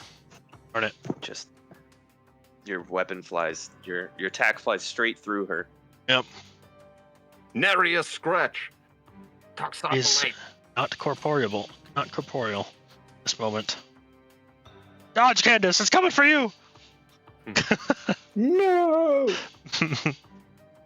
Mac, you get yourself in there. Sparky, I'm gonna. we require your assistance. Yeah, I'm gonna be like one of the last cards and just say no, and I'm gonna hang back, just kind of digging through whatever this table desk is, looking for something that I can poke people. Sparky, stop looking around in that bureau. Gotta go help. I love my bureaus. I'm a big bureau guy, Sparky. You are truly a pain in my royal ass. Would you work for a bureau of bureaus then? That's the ultimate job. I see. That is actually that's right below the Grandmaster of the Studium. So Bureau of Bureaus, Bob. You'd work for Bob? Yes. All right. Exactly. Stupid joke. I'm proud of. And see, my normal attack is inefficient upon her ghostly visage, yes? Yeah. So I can be here for moral support. Be chilled. Yeah, you can actually soak up some hits because you are standing right next to her. That is truly the reason that I have come in this room. And I know that you, Sparky, you just wanted to look in that bureau so bad. Sparky can't hit her either. That's exactly right. Okay, all right. I'm gonna pass this to the person on my left. This is the adversary token. So there you have it. Sad skull. I say, you, Lady Sybil, I am your adversary. Stare at me, wench, with your ghostly eyes. And your crow pet thing. And there's the effect that if you make the adversary attack someone who isn't someone other than you, right? There's an effect, right? Yeah, that's right. Although that one's very situational because, in this case, it's got very specific text, which is faces towards the closest adept, which is undeniably our hero, Studium. The valiant, and with an axe, or not an axe, it's a hammer. Yeah. Uh-oh. Turn it around. Yep. Go ahead. Already. Take it. Take my hand. Dare you. So she hits for... Set my whole board. Yeah. Need 4. Adam, roll it. Righteous. I'm gonna get crushed by this girl's rockin' thighs. You are in fact getting crushed. By 3 of them. 3 of her thighs, apparently. all 3. Yep, all 3. The crow's got thighs too. And if you notice, the artist was actually super, super awesome and included these rips in her stockings here because putting those on with that big claw is very hard. Yeah. There's some realism in there. This is just dedication to the craft. I'm just saying. She's got to look nice though. Lady Sybil doesn't mess around. Well, she's super pissed because we accidentally knocked over her magic card collection. You can see them on the floor here. And Wasn't in the mood to play 52 pickup. all right, so I'm here's taking some damage here. Yeah, there's your damage dice. Kinda do look like magic cards, actually. Hand, legs, and a chest piece of alacrity. That's good though. I mean, spread the damage around. Yeah. Right. I've got armor on my hands. I've got armors on my body. And I guess I'll negate one of the damage to my. What else did I have? Head? My feet. I'll Feet. negate that. So armor is getting a little busted up, and Yeah, and it's 2 blocking damage for the per. feet. Yeah, don't forget 2 damage per. Oh, Wow. I'll take a big ouchies to my body.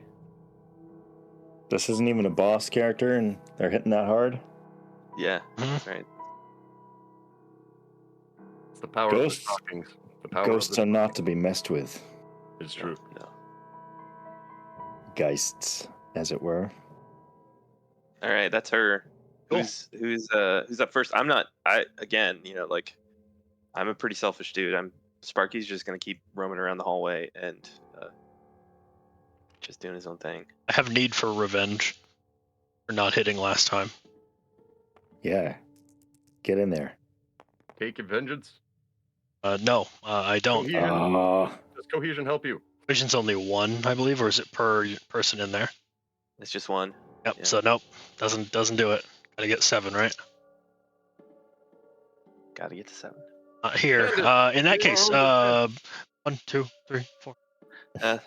Good call. I don't need to be in there. Hi. Welcome to the hallway. Sparky's got the right idea. Algana's gonna. Algana joins Sparky.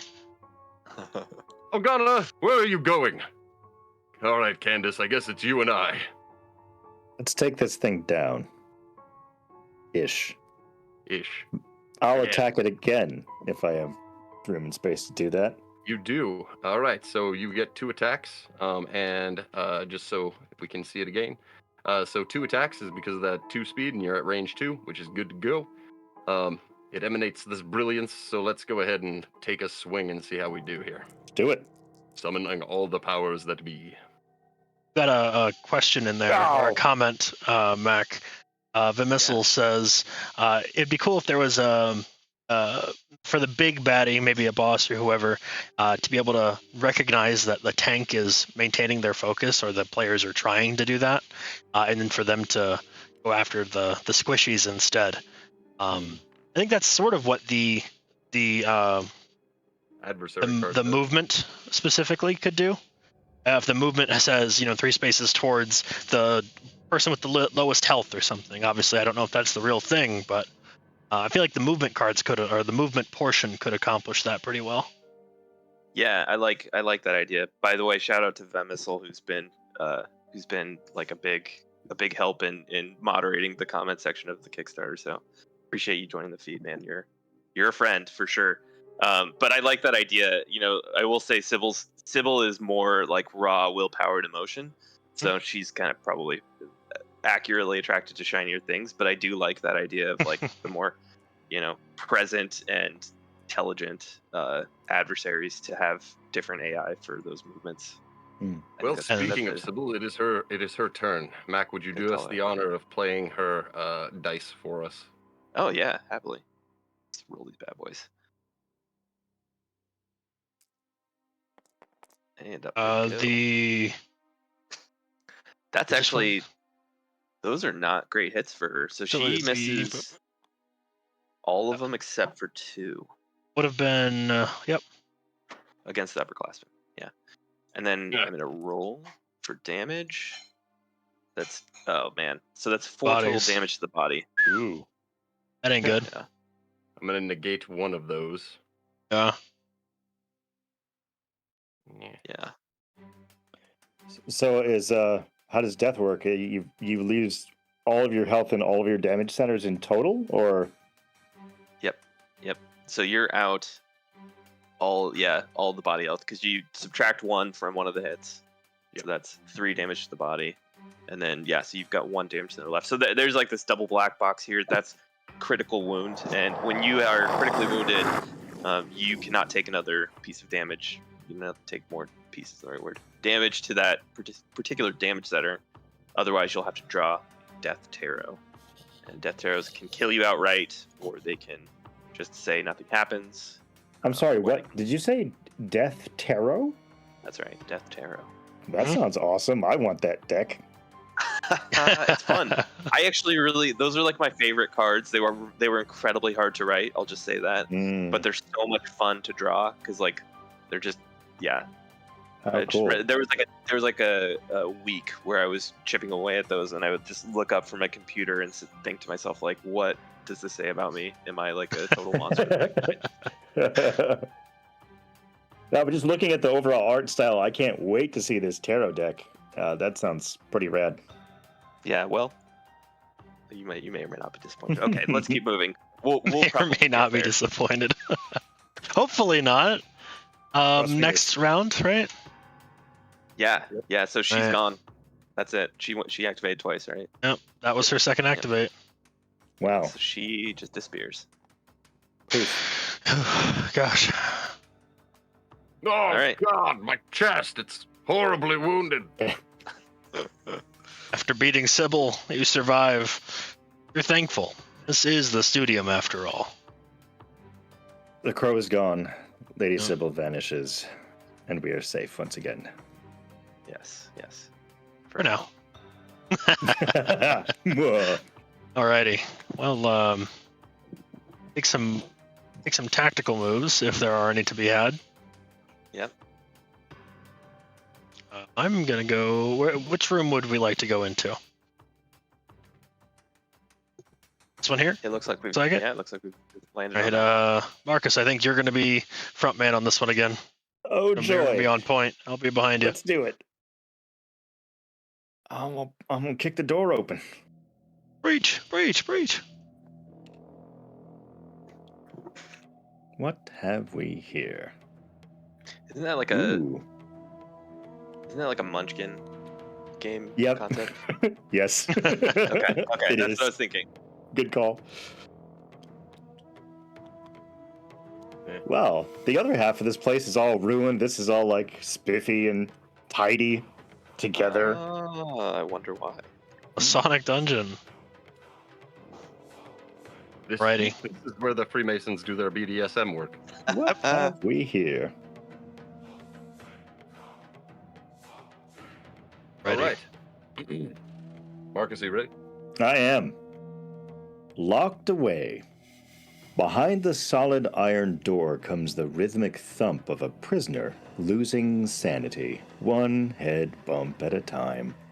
The Grand Ario's desk sits unattended, a ledger open, the ink still wet. You look closer, a list of familiar names. Now the enthralled. Oh, look here. A scribbled note. 9 released by sparrows. Something's different. Silence. The prisoner has stopped the noise. Your hair stands on end as you feel the stare of 2 blue eyes coming from through the cell door's peephole. Choose. Let's see. No more wasting time. You recognize innocence in their eyes. With the cell key on the desk, prison break is done quietly and seamlessly. Or, I'm not certain about anything anymore. Chance is not something you wish to take. You call out to the prisoner, demanding that they announce themselves. You hold your weapon at the ready. Oof. Oh, decisions! Let's see. Sucks to be the guy who opens the door every time. Yeah, right? Sometimes. Ah. As it ain't a group choice. Did Spur you- of the moment. Sad Skull, did you want to read that flavor text before I make a choice here? Sure do. You know I do. Go for it. All right. As of this publishing date, the Grand Ario has provided us in good faith a signed and sealed script of permission from Master A.P. Castwell to accept any adept from the houses of the prestige for the purposes of enthrallment. This permission appears to be given without limitation and will persist in perpetuity. Millen, House Glassheim, 1265 AP, The Grim State, a pamphlet cataloging our Studium's current affairs. PayPal, number 11. Also, he's provided us with a list of lyrics, including "Stroke Me, Stroke Me." It's canon. You heard it here. Heard it. I am going to call out to the prisoner. I will not unlock them. Let's see. Ready. All right. Flip that card. You stay right where you are. Of course. He told me you would abandon me. Tender voice whispers to you, begging for help. They promise to give you information regarding the Grand Ario in exchange for freedom. At this point, the risk in freeing the prisoner is worth finding out more. Free them from their cell. Gain a lower class and playable NPC. Lucy returns. It's Lucy! All right, I named her I'm gonna Lucy give last you- time. I'm gonna give the NPC. God, it's like not grabbing for me. I'm gonna give the NPC card to. Let me see if I can get it. There we go. Oh, you got it. Oh, it's gone. Nope. Back. Here we go. Just making a mess. Don't mind me. I got it. Don't worry. All right, and then we can place the NPC. I'm gonna pull her out of the little bag of minis. Place her anywhere in space. She is now free. There's a little bit of flavor text on the NPC card as well. Survival in the Studium is assured to no one. Each day brings with it new threats, lasting scars, and fortitude that can only be earned. Yeah, we don't know who wrote that one. But fortunately, they didn't cite their source there. Yeah, no, it's James from PayPal number 4, for sure, definitely. So we get an extra player on the board that we get to control. That's exactly right. Yeah, Nice. you get the player on the board, and they have essentially they're like a player character light. So they have a physical action. In this case, it's a physical attack, and then they've got insight as a damage center because NPCs, rather than just simply losing insight, if they lose too much insight, they will just kind of go crazy. Yeah. The movement of 5. They have hit centers that are just basic HP sections. And then the reward for helping save them and having them survive this encounter is that you will discard this NPC and add a house studier. As some of the folks who have been on the stream for the whole time will recognize that as those who suffer. Okay. A house cool. sufferer. Yeah, Also, house for sufferer. those of you who did not get my reference to Ario Speedwagon,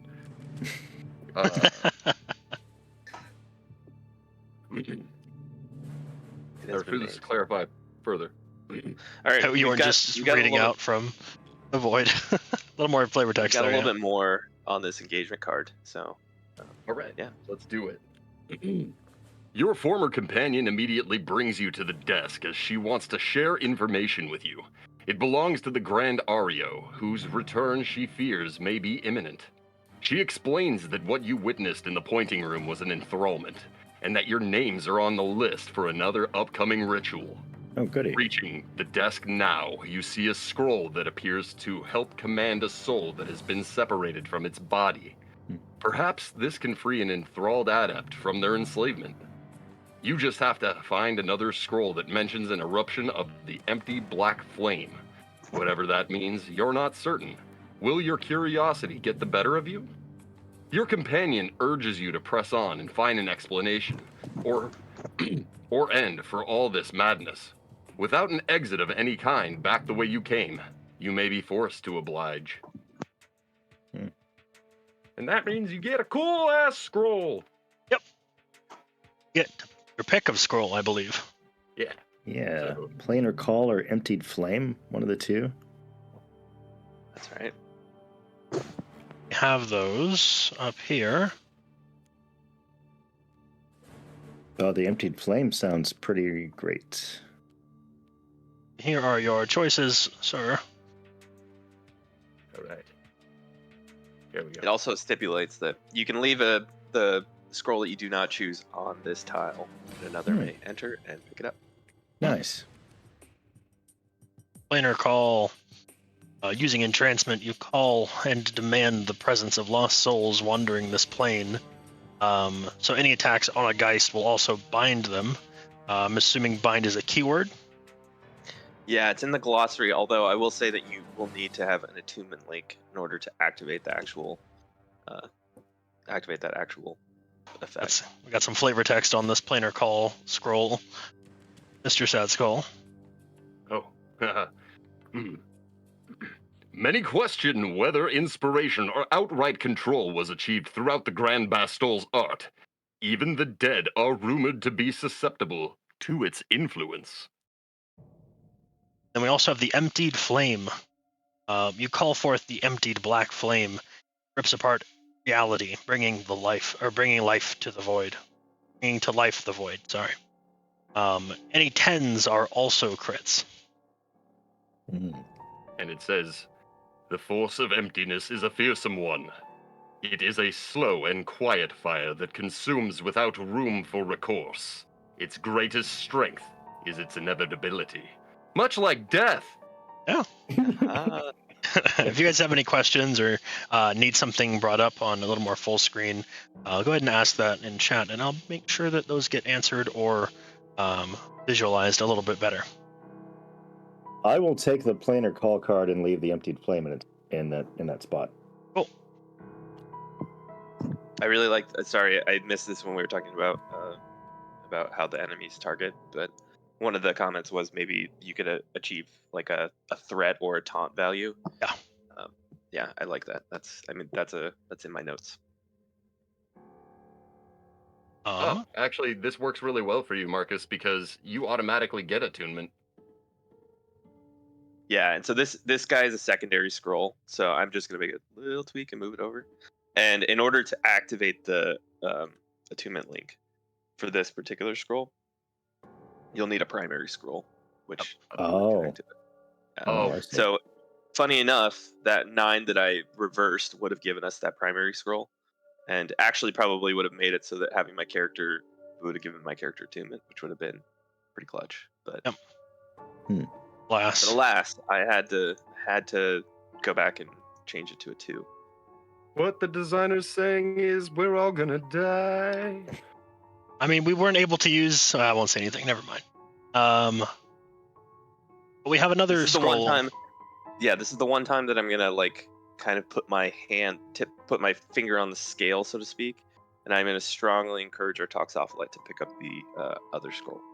So I would like to enter the room here and investigate. Grab the scroll. Up. Got it. Quick. Just imagine full-size 7-foot Sad Skull no recourse. grabbing my card. Just imagine 7-foot Sad Skull holding the card above my head as I desperately try to jump and grab for it. But it looks like Skulligan wants to go into the next room. I think we can call it the end of the turn if you guys want. We can go tactical. Unless you'd like to enter or prepare for in tactical movement. Mack, anybody want to make any tactical movements? I'm gonna start right here. I'm happy where I am. I'm gonna go right here so I can jump in. And Mack, you'll be commanding Lucy, as I have deemed her. So we'll move yourself. Right. And what does the NPC move before or after you?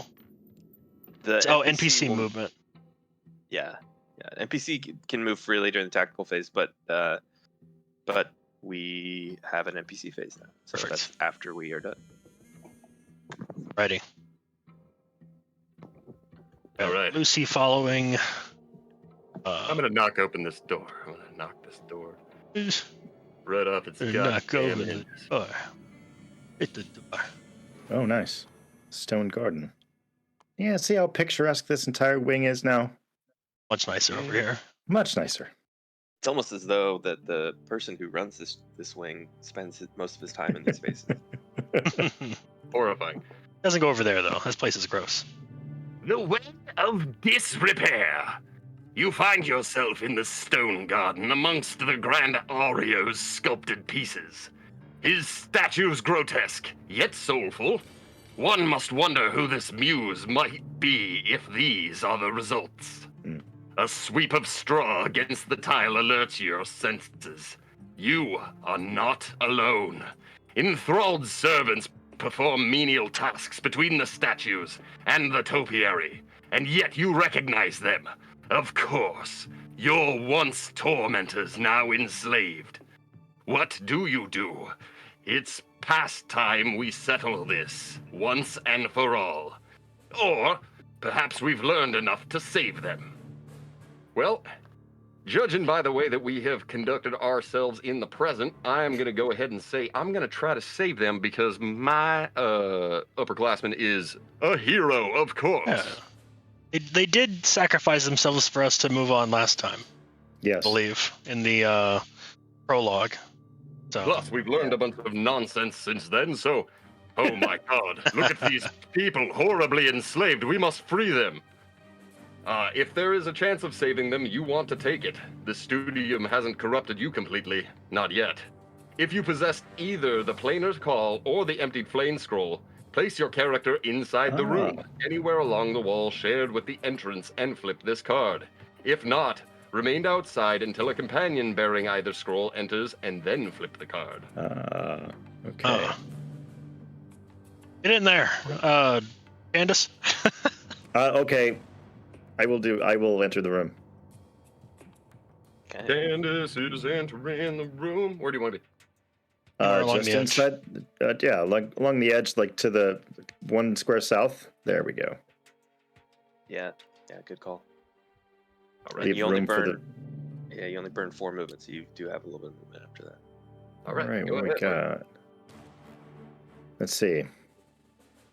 You attempt the planar call. Let's see. Oh wait, which card do I have? The planar I have call, the- yep. Okay. You must be feeling hopeful. Alas, you aren't experienced enough to harness the power of the planar call scroll in this way. And while you bring the souls of the enthralled into the room, you are unable to join them together with their bodies. The souls are left howling in pain, creating a sound that you've heard somewhere before. Spawn 4 thralls. You must kill to proceed. Yikes. Thralls. Yep, the thralls. Man, really got railroaded on this one. The game designer just put you guys on. You put us to the Backfoot. task, and we are possibly up to it. Being tested and we didn't study. 4. Alright. Here's the quiz: is where do they go? In between the topiaries. Sounds right.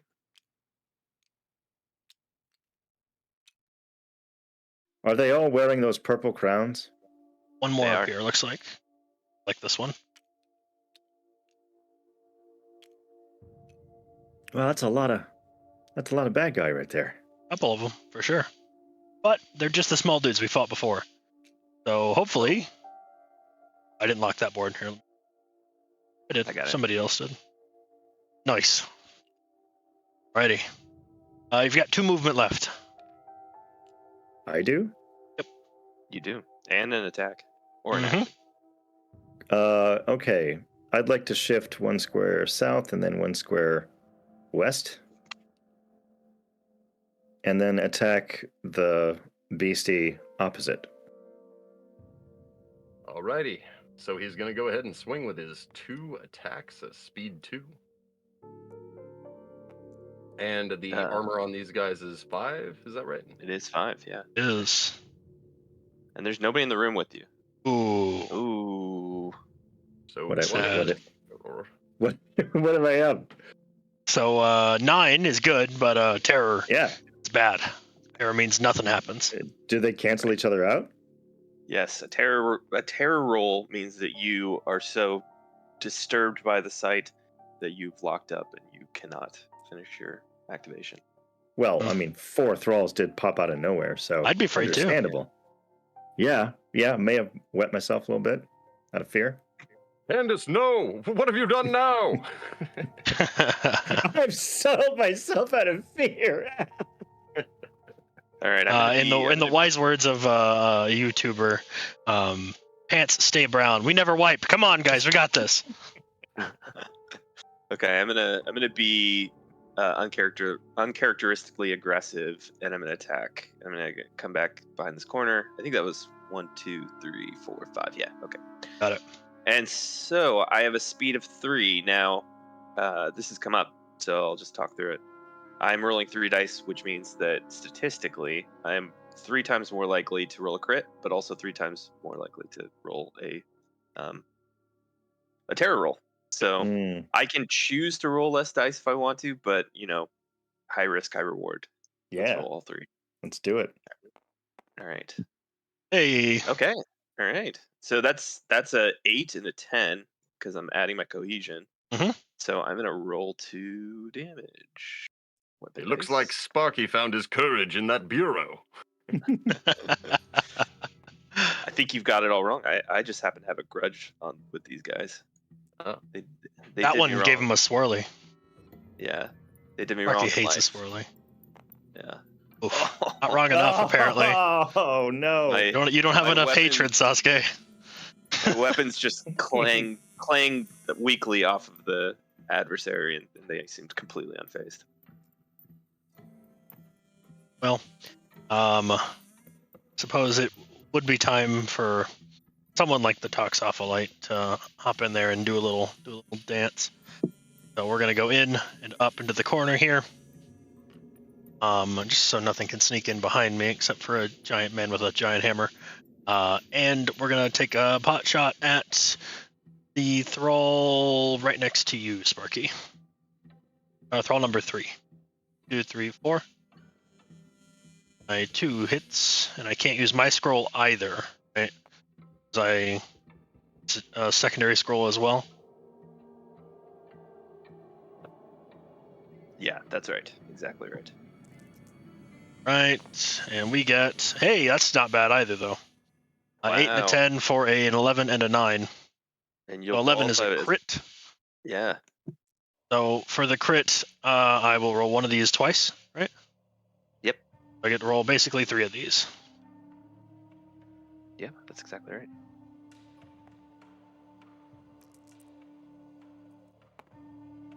Yeah. Well, I'll take 2. 2 on thrall number 3.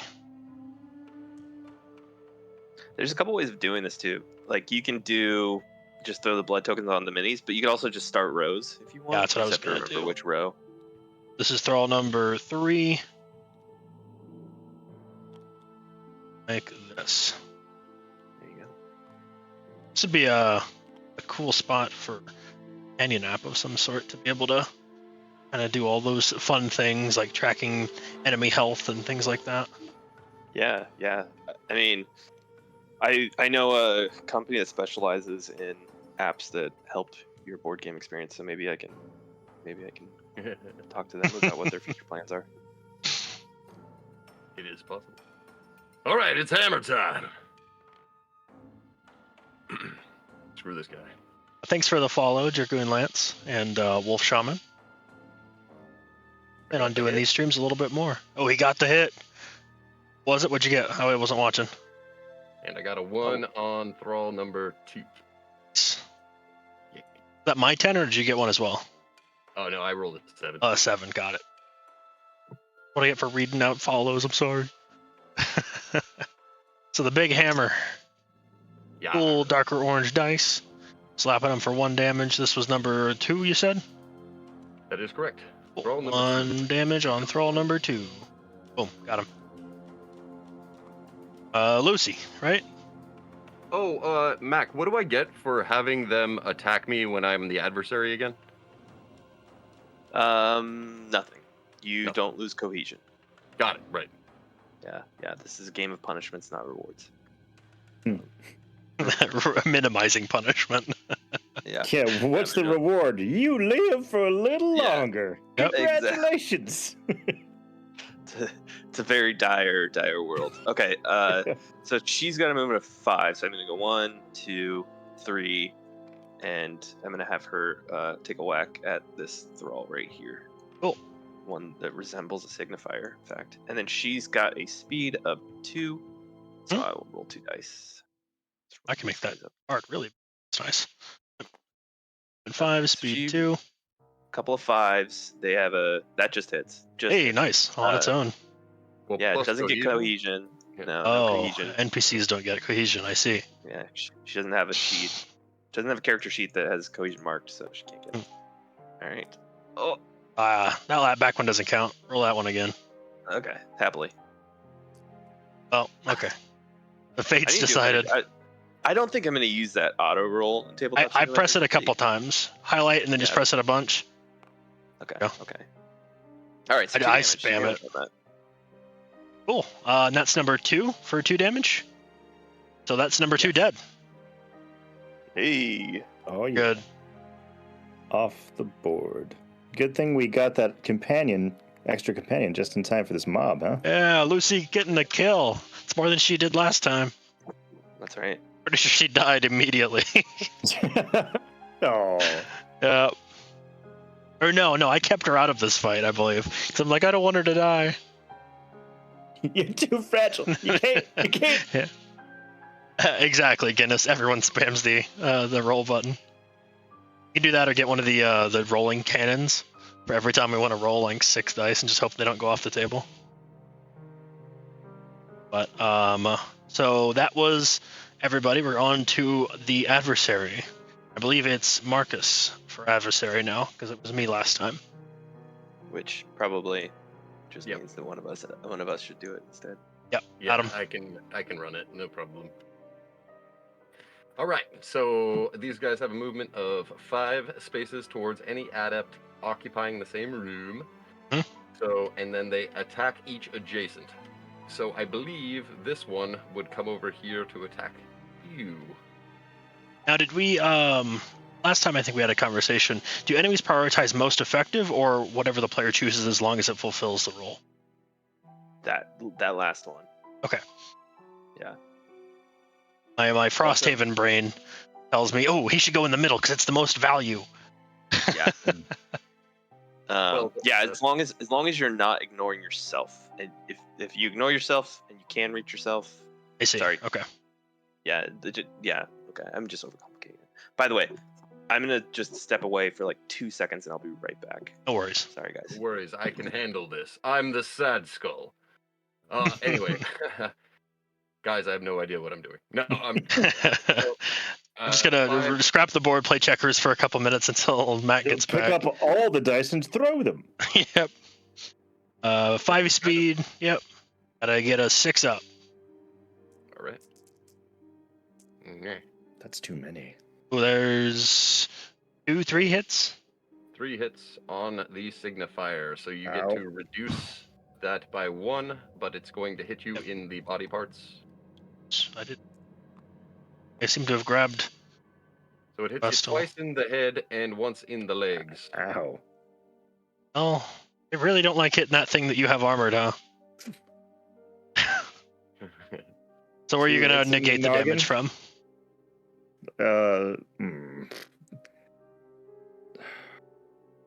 The head.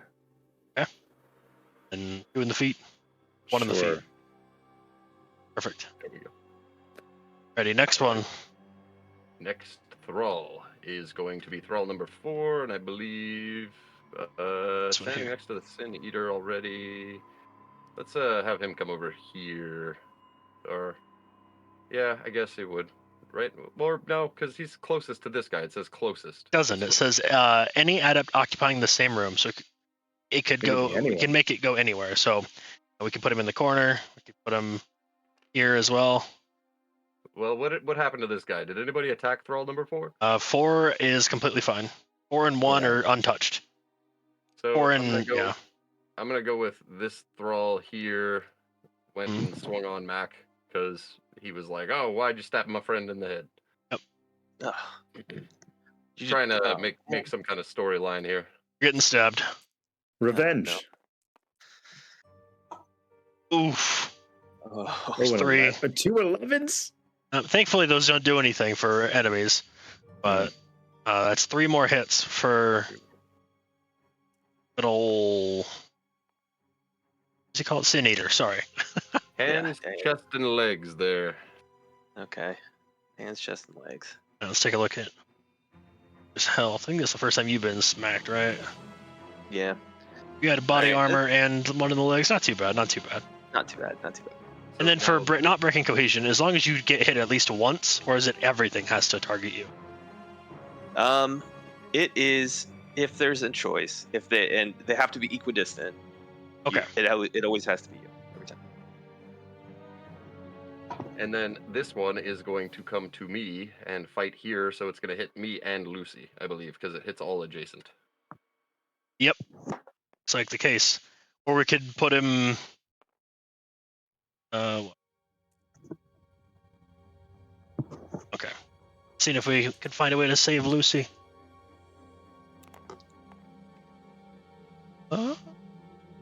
Two hits. Now, will these hit? Do I roll separately for Lucy, or again for Lucy? Separately. Yeah.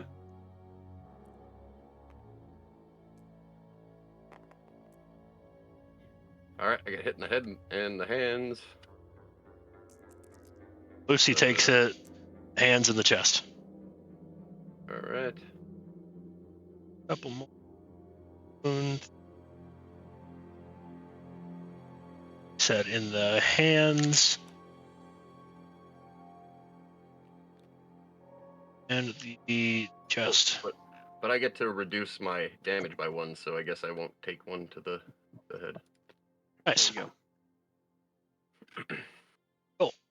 And for those of you wondering how I did that, it is because this character actually has the temporary constitution point here due to my kick-ass fucking iron guard pauldron thingy.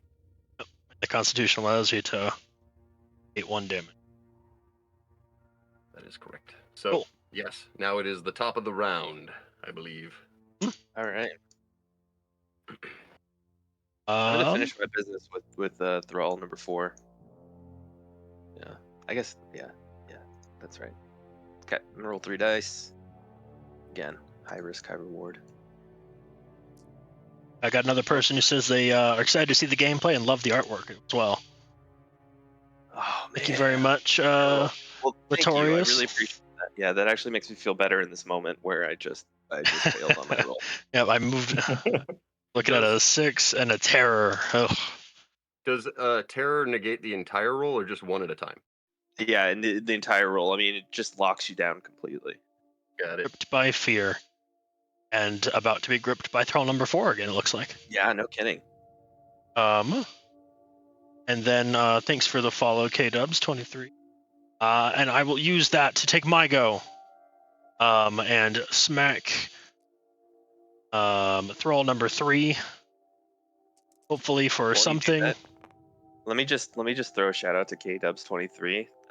Thanks, Mom, for joining the feed. Thanks.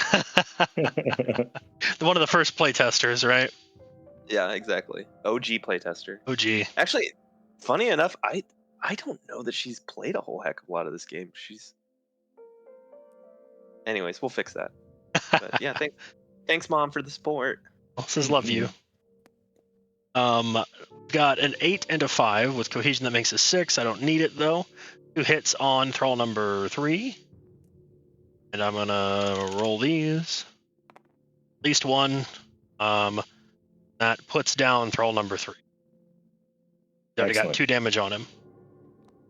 Got 4 and 1 left with nothing on either of them. Oh, they're pristine. Are untouched. I wouldn't say pristine. Its current state of They are affairs. They are still thralls after all. Pristine minis though. Look at these things. I do that really cool thing when an archer like shoots a guy over your shoulder and then you just give him a thumbs up like this. Love it. I love it. I'm gonna come and handle this thrall number 4 here. Well, potentially, who knows? My hero. Ooh. Damn you, golden dice! Brutal. So what? Is that 3 terrors? No, 2 terrors. No, yeah, it is 3 in this one combat so far. Dang. Oh my gosh.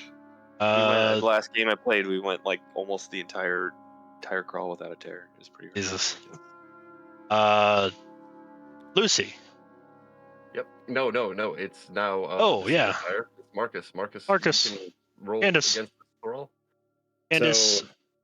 So I was gonna make a joke, couldn't think of it. I'll step away a couple paces and attack the one that I'm the closest to. This guy. Yeah. All right. So I'm rolling for you, buddy. Thank you. The missiles comments appropriately that the 0 is just the missing side of the deal. What do we got there? An 11. Woo! Success. That becomes an 11, which is a crit, and then 2 plus 10. No, it's so you get that hit, and then the damage is significant, I believe. Are you making an exploding dice reference? Go ahead and roll his image. Yeah, Okay. And okay. the one? crit damage. Oh, Perfect. Not perfect. Enough. Yeah. That is roll number 1. That'll teach you. Up. Cool. Now, Lucy, do your thing. Okay. All right. Are you? Oh. Okay. All right. She's going Somebody in else taking control of Lucy. That's fine. Lucy's an under the NPC. signifier's control, I believe. Oh, all right. I thought I was controlling Lucy, but She's an NPC. I don't remember who she got in the doesn't- room, right? It's the person who gets her in the room, I think. yeah. But I was just following instructions. Somebody told me to control her, so I did it. But I just rolled for her, and she rolled okay. She did so- roll very well. So she I'm hits. gonna keep this going, and then I'll relinquish control. You've killed thrall number 4. And instead you've killed, Yeah. or you've damaged thrall number 4. Nice. Crushed. Cool. Go. Yeah, but she was rolling to attack number 1. She's over here. Oh, number 1. So- Yeah, that's what I meant. Sorry. Yeah. So He's dead. So this guy's he's toast, right? That's not Yeah. what I meant. Okay. That's what I should have done. Very good. Put him in the ground. Yeah. All right. I love how you can ostrich them. That's pretty funny. Yeah. Um, It's because the guy who designed these put a smaller whatever it's called collision box. map Yeah. collision box. And so as soon as he found out that you could do that, he just didn't change it back because it was too great. Ready. That means it is over to you, Mac, as the adversary person. All right. Well, I'm gonna attack myself, and then I'm gonna attack the upperclassman. Cool. So I'm gonna grab 5 dice. Jeez Louise. Who did Got this? 3, looks like. Yeah, I'm gonna roll these 3, and I'll roll the other 2. Ooh, Okay. 3 on Keep that it. one. Keep it. Yeah. Okay. 3. And he's got a 6 or higher? Okay, so that's 3 fails, 2 successes on Yeah. myself. Bad. Could have been worse. Yeah, so I'm gonna grab 2 of these guys. Oh, I saw a head and a chest. Okay, thank you. All right, head and chest for me. I'll take the damage. That I have 1 on the chest that I will negate, and then head. He had the one armor Alright. left. Yeah, that's right. Okay, so we're going for the upperclassman. So sorry. Swing at Open me. my door. It's getting kind of toasty in the old voice acting booth. Okay. All right. So there's an 11, a 9, and a 10. So those will hit. So that's 3 hits. Now let's roll for damage. For anybody who has joined us in the time that we have not been talking about it, we're playing Studium No Exit. We have Mack Wheeler, the game's creator, and 2 of the amazing voice actors for the foreteller narration of this game. We have the Sad Skull, Adam Lehenbauer, if I said that right. I feel like I should have asked that since you hired me. And Professor Harrison, 2 of the big bads. Sad Skull, I should have mentioned, playing Alistar. I forgot his name, sorry. And we have Professor Harrison, Marcus Freeman. Ah, that's me. Yeah, and I actually, I when I was putting together the marketing for this, I was only pushing Marcus, and Adam. I didn't even give you a shout out. So I owe you an apology, because as you would agree, Alistar's probably one of the coolest characters in this game. The coolest and sexiest character. By far, by far. He's got it all. Studio No Exit is There's- on Kickstarter right now. Just went live a couple days ago. It's kicking butt right now. So keep the train going. Keep this combat going. What happened? I missed it in my All right, ad so read. yeah, so two damage to the arms and 1 to the body for our friend Skulligan. Gotcha. Taking the heat. And then that's it. That'll do it for us for the adversary round. We can. Perfect. Oh, it's pummeling time now, is it? Back to the top. Oh yeah. Get him. Signifier, Candace. What would you like to do? There's only that one left, right? Correct. All right. Well, let's sidle up and hit that dude from a distance. Good. He's got 1 health. Put him down. All right. So we've got these dice here that control. Terror, no terror. Ah! 2 hits. Nice. Yeah. 2 chances. 2 dreams. 1 health. Let's make it happen. Yep. We'll take it. Okay. That's enough damage. Hey. End this encounter. Very good. Yeah. Let's And let's do a critical roll and say, how do you want to do this? Mm. We're gonna take the end of the what's the name of the weapon? Flail.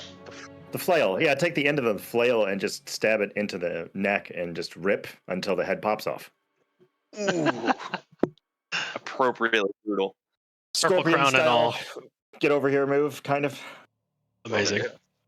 And as reward, you get to read this amazing black part here. As the dust settles, any hope of a happy ending has left your mind. Your companions shudder, alarmed by the consequences of your choice. They may have been bullies to you once before, but no one deserves what you did to them. The lower classman's hand shudders, and then reveals a key, one they must have hoped that they would not need to use. Presumably, a key to the large double doors at the end of the Forsaken Ward's hallway. You're up against an evil force, both physically and spiritually. Now, finding the sinister puppeteer should be easy, and the only option you have left is to fight. Beware. Ooh. I love it. All right. You can stop me if I'm going too far, Adam. Do we have an idea of who's narrating this one yet? Well, that would be up to a Mr. Mack. So if See, he decides that it's Marcus, maybe it'll be Marcus. Who knows? It's funny because I'm actually like just taken aback, Marcus, by your narration. So I'm really loving it. It was funny because we were talking about Chris Speeds and I were talking about like whether or not we should have a male or female narrator, and especially after kind of hearing the Montressa, we were like just equally torn.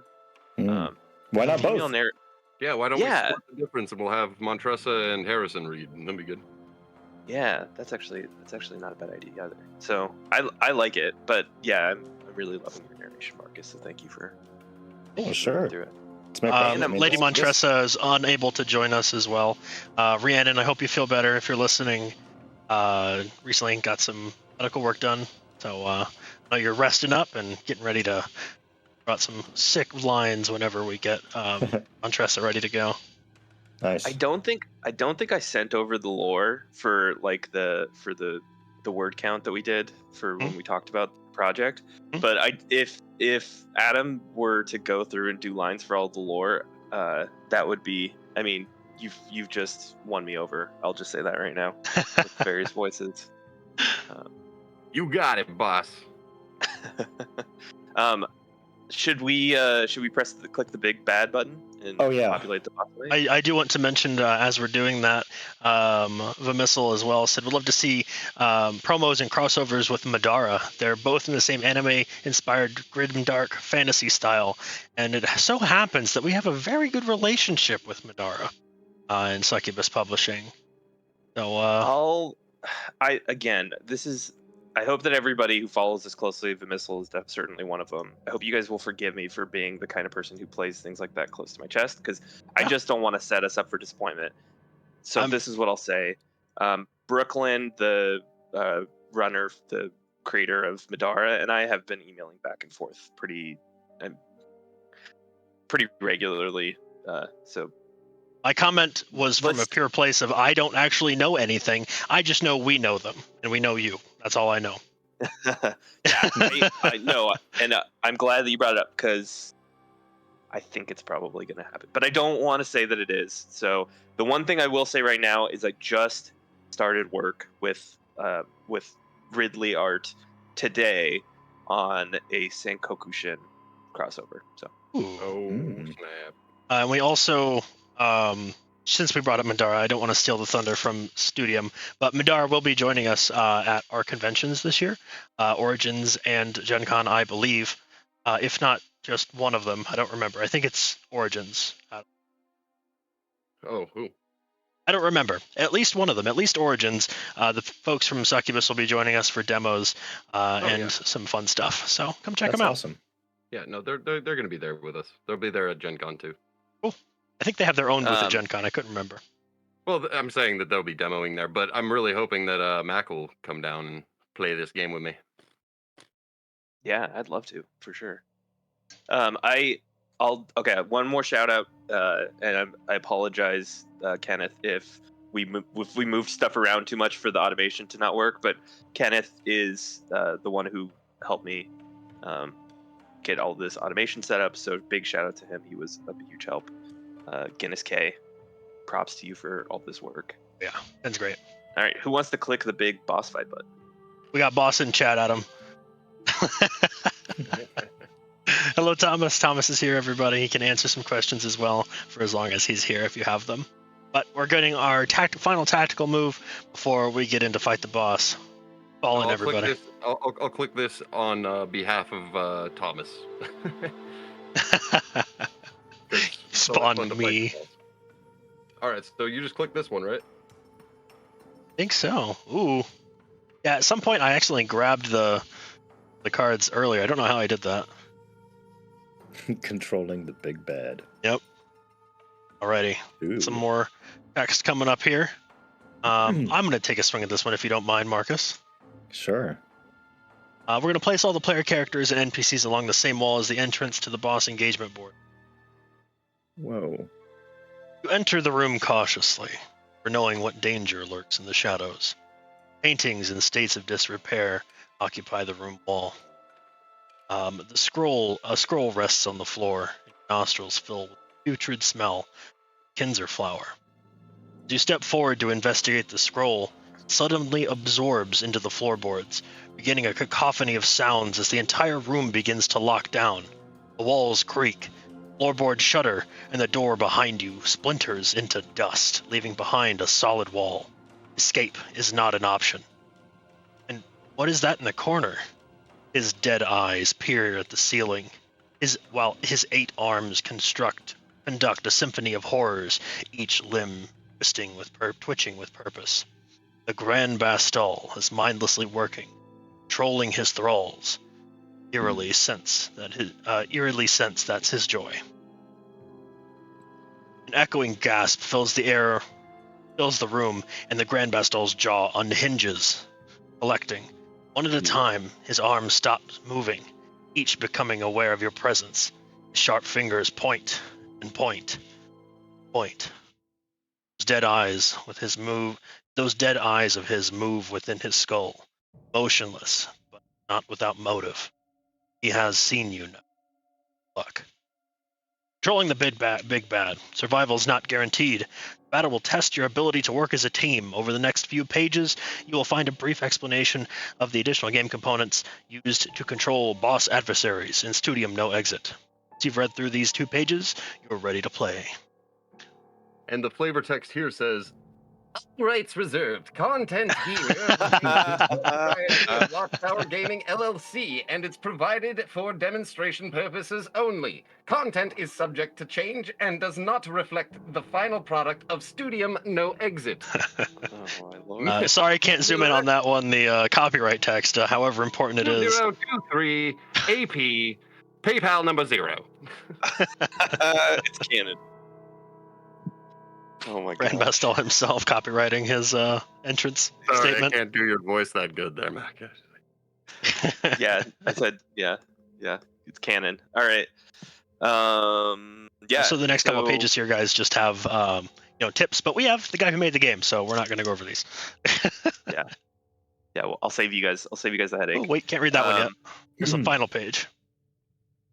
So we all just need to place our miniatures against this wall, and then the adversary phase will come first in this particular round. Cool. Boss activates It first. seems like Bastol's got a lot of tricks up his sleeve. He's got a lot of sleeves. He's got a lot of sleeves. A lot of tricks too. Can we switch spots? Or no, he's gonna go first. Never mind. So he's gonna move. I'm gonna go way over here then. There you go. I don't want to get hit. I'm very afraid of this yeah. man. You too? Is Bastol a name or a title? Bastol is a name. Interesting. But Cool. to be fair, the Grand Bastol named himself because he's that kind of a guy. In life, he named himself. In death, who knows what goes through this weirdo's head? Perfect. I know. So I think adversary card passes to Adam. Or does it get reset? Does the passing get reset? Yeah. No, it goes to Adam. So Cool. Adam, I'll throw it over here. And then so for those watching, activating for bosses is actually pretty straightforward. Just draw from the attack file and read the AI card. All right, here we go. Twisting Windmill. A handful of the Grand Bastol's arms join together at the elbow and begin to spin rapidly. Bones pop as the motion begins to resemble a sickening windmill. Bastol moves towards its next victim. At this, I will move. I've got a sound effect for this. 1 second, hold on. Using Fabler, by the way, for all of you who don't know. Players couldn't hear that, but it was a growling voice saying, "I am your doom." Oh, horrifying.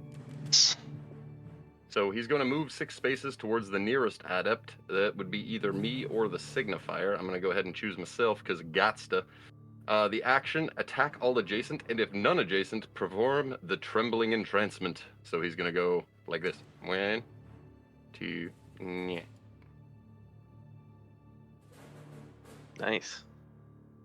And he's going to swing at me, and he attacks with Twisting Windmill, which is 4 speed, 6 accuracy, and 1 damage per hand that he smacked me with. Jeez. Fortunately, we are skeleton friends, and he has told me I am going to rend you asunder. It's dice up here, so we have easy access to them. He has torn me asunder with his And I'm also... Mac, how much health does he have, Mac? Oh yeah, good question. So we're running in with 4 players, so it's 5 HP per 4 player. So It's 20, and then he's got a base of 10. 30 total. 30 total. 10, 15. Perfect. A veritable pomegranate of health.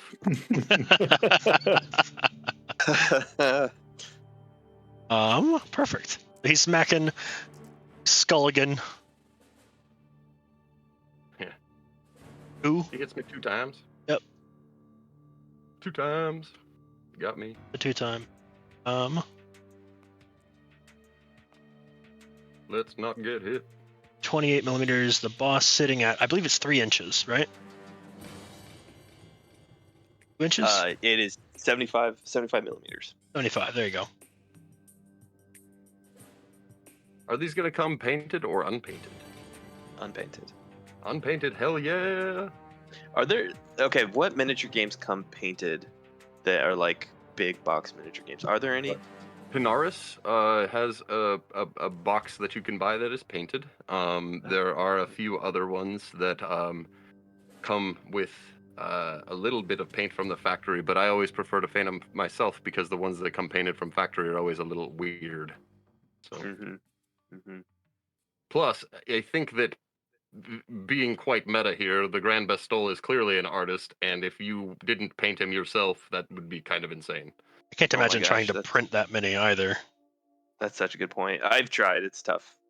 All the supports you would need for his spindly arms. The funny thing about it is it's just actually the sheer volume, like the build plate that I have doesn't Wow. cutting him up was a pain in the butt. I know Thomas is big into 3D printing right now, and or at least was. I think your printer broke at some point, didn't it, Thomas? But yeah. Well, let's swing back at this Jag.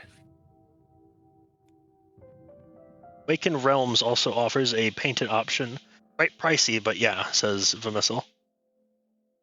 Interesting. And also agreed with Tenaris Adventures. Cool. Be doing, Adam? Well, Scullion. Do you guys want me to swing, or do you guys want to go swing in? Because Right in front of him. yeah. Might as well. All right. So process for attacking a boss is exactly like attacking a regular adversary, but two major modifications. One is you have to pick a damage center, and each of these damage centers have their own positioning that you need to be in order to hit them. They have their own armor class as well.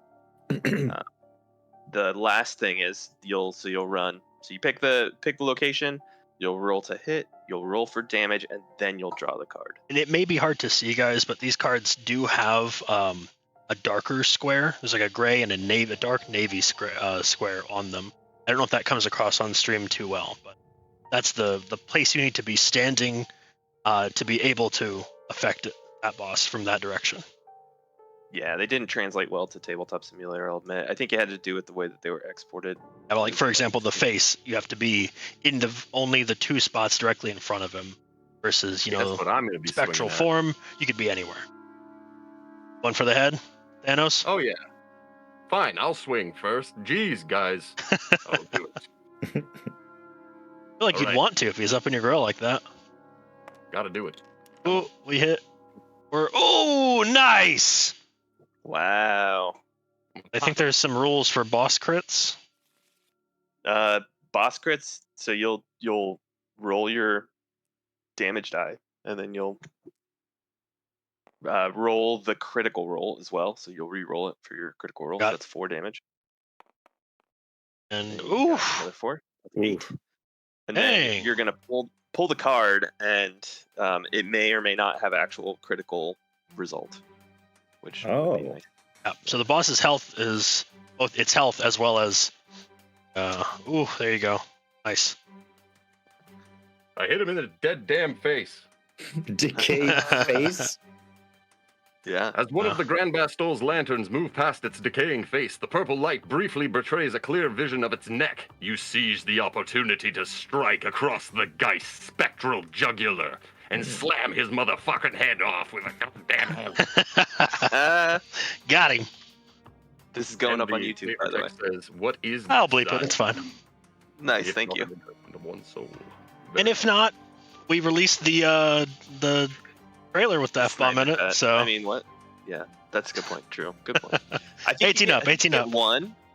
You know. Anyways, sorry, maybe. I didn't mean to interrupt you. You can redo the successful hit text if you'd like. Sorry.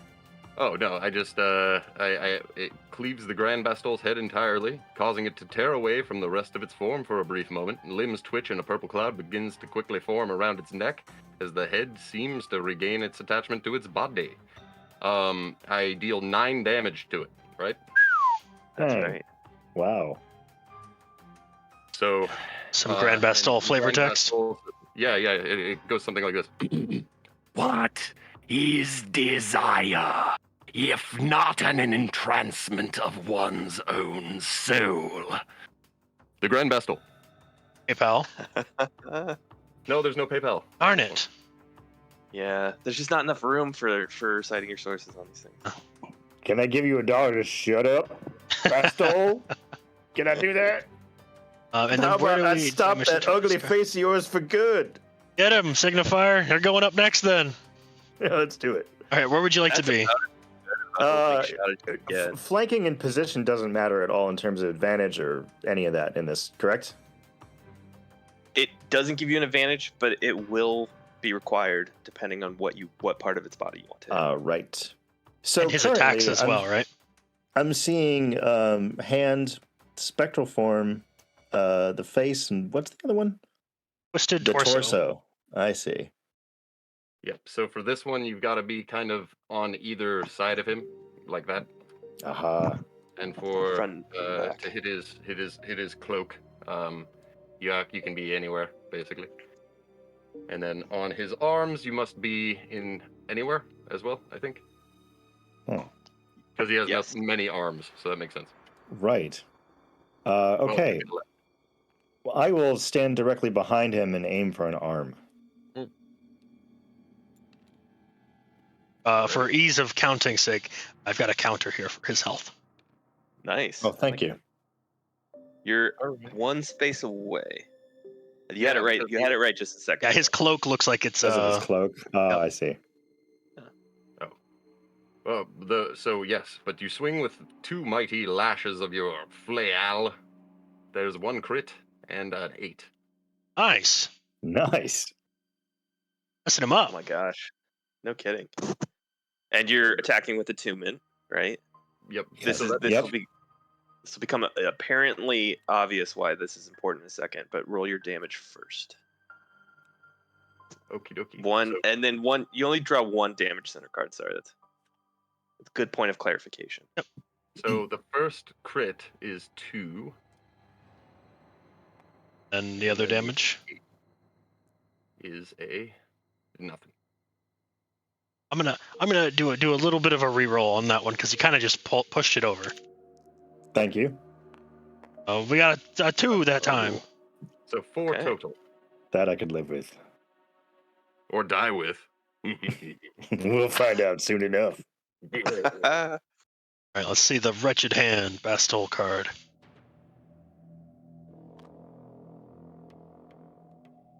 You can read that, Marcus. The Grand Bastol looks unaware of your presence. You seize the moment and strike towards a nearby outstretched arm. Bastol's face immediately twists in your direction. So, I have Scroll Attunement, correct? You do. No damage, it says. As Bastol moves to counter you with his wretched arms, your eyes fill with Geist Ritual. Expertly finding spaces between the spectral mass of his attacks, you come out unscathed. Negate all damage and discards this damage center card. So he went for a counter. Oh, Oh. It was got a the- ploy. We got the counter out of the deck though. That's good. That is very good. that's awesome. that So guy- I saved my own bacon there. Down here. Sorry. Yeah, there you go. My bad. I was You hovering did. the wrong You thing. did. That was about as good of a bad outcome as you could get. Right. I will then attempt to do just as well as you two. By rolling these 2. I as well have Scroll Attunement. Got 6 and a 4. I did not say what I was hitting. I would probably have been his arms. So, nothing. So it's a whiff. Yep. Yeah. Swing and a miss. All right. I'll And I'll just come up move on the- back 1 more as well. Well, we have cohesion, yeah. Yeah, but it would have been Yeah. a 5 and a 3, so it was a 6 and a 4. I was off Got by it. 1. Right. Sad. So I was back here. Got 1, 2, 3, 4, 5, 6. He's going for the Just took face. longest. That was like the longest 6 movement. Baking out Bastille. He doesn't know where you're going. Yeah. Serpentine. Yep. All right. So I'm actually gonna go for the torso. I'm gonna go for the twisted torso. I'm gonna roll 3 dice because YOLO, and especially in the world of Studium, YOLO. Always. Okay. We like that. We like that. Yep. All right, so that's 2 hits. I'll roll my damage. 2 hits.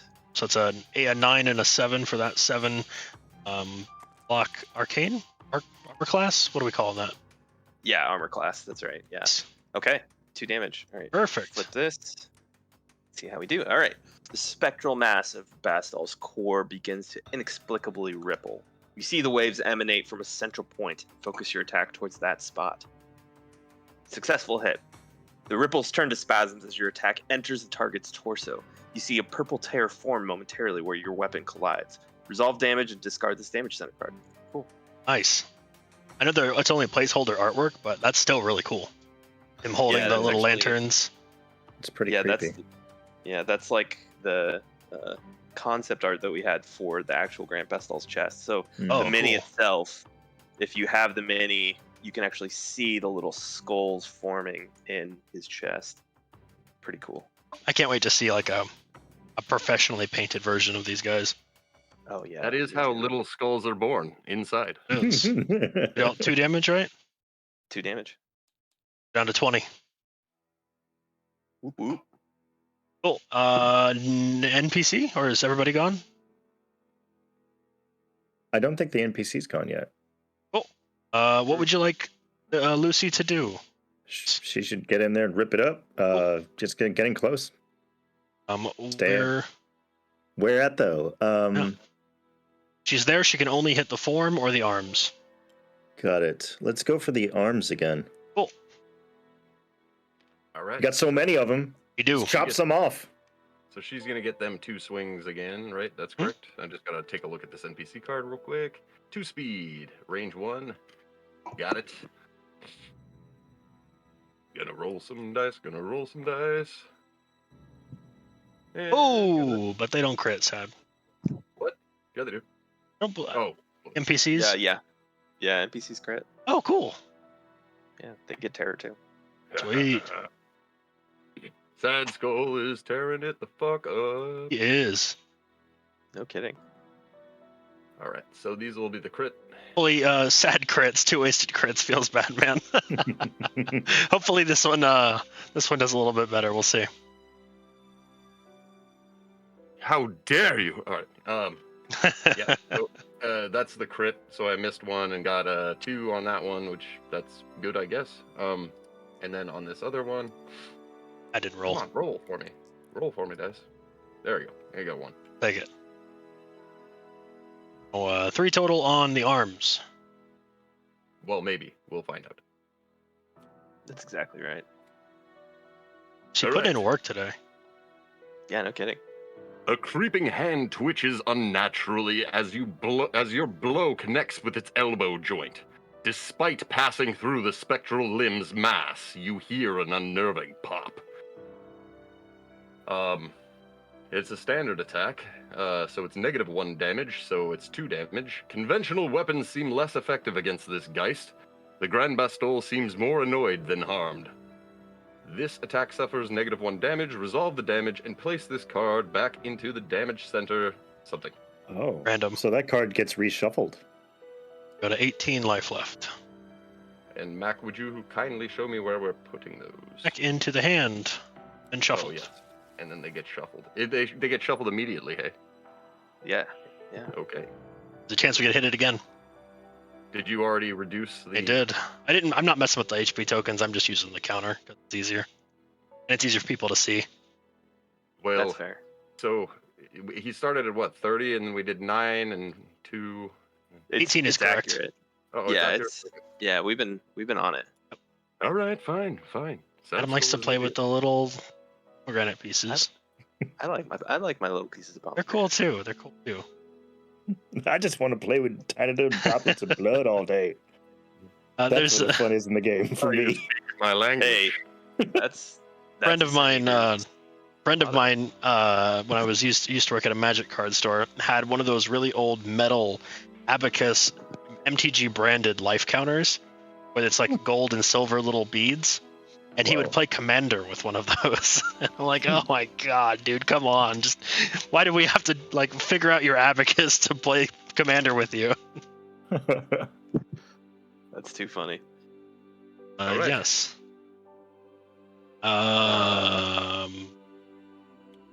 Yes. So Bastol's gonna go. He's gonna pull an attack card, right? He sure is. Bonk. Infatuation. The Grand that's a good Bastol one. catches sight of an adept and suddenly freezes. Its blank gaze shifts and rests fixed upon its next target. Bastol's body suddenly begins to ripple uncontrollably. Action. Entrancement! Bastol targets the adept that is furthest from it. I believe that's me in this case. Multiple adepts are equally distant. Each rolls a d11. The lowest rolls suffers this attack. Ignore if blind. So, I am the furthest away, I believe, by 2. Suffer 1 insight damage and become a strategic target. And all future attacks must be drawn from the strategic target pile until there are none remaining. So I lose 1 of my needed insight. Particularly needed. And is it also a damage, or is it just the insight damage? Okay, cool. Yeah. Next time Bastol decides to come at one of us, he's going to use that strategic target. Cool. Got it. He doesn't move because he doesn't need to. Right. Yes, that's right. Yeah. He just made eyes at you. He now is. Thanks, sound infatuated pretty. with you. It's Pride Month. It's Yeah. okay. I guess I'm anyway, whatever. I don't know what Bastol is, I suppose. Let's go ahead and get into our next player round. Yeah. Cool. So it's back to Sad Skull. We want it to be. We can go in whatever order we. Oh, prefer. true. He's looking at me weird. There you go. Nothing. Go ahead, guys. Getting that one out of the way quick. Yep, I knew it was going to happen. I never roll well against the bosses. At least this time I'm not getting terrors. I mean, you might as well be. Can But he move? Does the boss move through enemies? This boss does not have any mechanics that would make him move through enemies. So if Oh, I yeah, stand there's no- here, he there's- can't. Yeah, have to go all of his everything in his AI deck is either to affect you and pull you to him, or have him just move to the closest person. So he's like decidedly the one that we just kind of all I'm going to go all stand the way around, over here. which I'll admit is a point of like as I've play tested this, that's one thing that I think we'll end up tweaking is Actually, like, having some suppose sort of I did need to go behavior. 1 closer to even try attacking him. So I'll use 5 movement to get over here. There you go. all right, Marcus, how about you? Would you like to take a swing? I think this is a pretty good Yeah. introductory boss design as well. I'll Yeah, take a that's- stab at that's its the idea. form this time instead of its hands. All right, he's gonna swing at the cloak. Yeah. Yeah. Hey! Man, 2 for 2. All right. Damage on the beat stick. I thought you were going to say damage on the stack. I was going to. Right. See what we're going to get. Sweet. Oh, do you got 1 on the previous one? The crit? No. Oh, because the 1 didn't hit. Right. Oh wait. When you crit with a weapon that has 2 speed, do you roll 2 more? Yeah. That makes sense. I think Yeah, you just crit on the dice that rolled. Yeah. Then. Yeah. So you rolled those 2 dice. That's good, and then you rolled a 4. So that's a miss. So you're all. Yeah. Because the armor is 5 on that one. You rolled the So you 1, would- didn't you? Oh, okay. I thought it was a 4. Okay. Yeah, Yeah. Max said the 4, but I'm pretty sure it was the 1 that you actually rolled. Gotcha. All right, let's read I this. stand corrected. Yeah. Spectral form. The Grand Bastol's hands dip in and out of the spectral shawl. Its movements are partially obscured by the translucent garments. This all just seems silly and annoying. So you get no damage, but we do discard this one, and the flavor text is something from a... Okay. That him talking? Geist... Oh, I see. What? Huh? A Figured. Geist spectral form is manifestation of its power. It's often fluid, causing the Geist to change its reaction to its surroundings. Yada, yada, yada, blah, blah. One of those sparrow classes, as best you can remember. It sounds like how it went. Also, you totally like dipped past the flavor text on the successful hit. Oh yeah. You spit angrily and began to strike madly at Bastal's form. Again and again, until it looks a little less flowy, but unfortunately, still very annoying. I love it. I love it. What I is had my to, I job? had to hear it. I had to hear it. That is my job. What is your job, Adam? We're playing board games for work right now. Cool. Love it. That was Signifier. Yeah, Yeah, I think that was my go at it. Ready. I think Mac, you and Adam have yet to go. Yeah, I'm gonna roll it. Oh, never mind. Oh no, go right ahead, man. Okay, Sorry. okay. Oh, nice. Hey. Oh, I should have stipulated, but I was positioning myself to come after the twisted torso. I did that earlier when you guys weren't looking. Got it. You went behind. Got it. Yeah.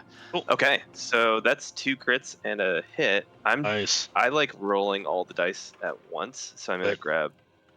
That's, What do you need? Is that 5 dice? Oh my god, that's 5 dice.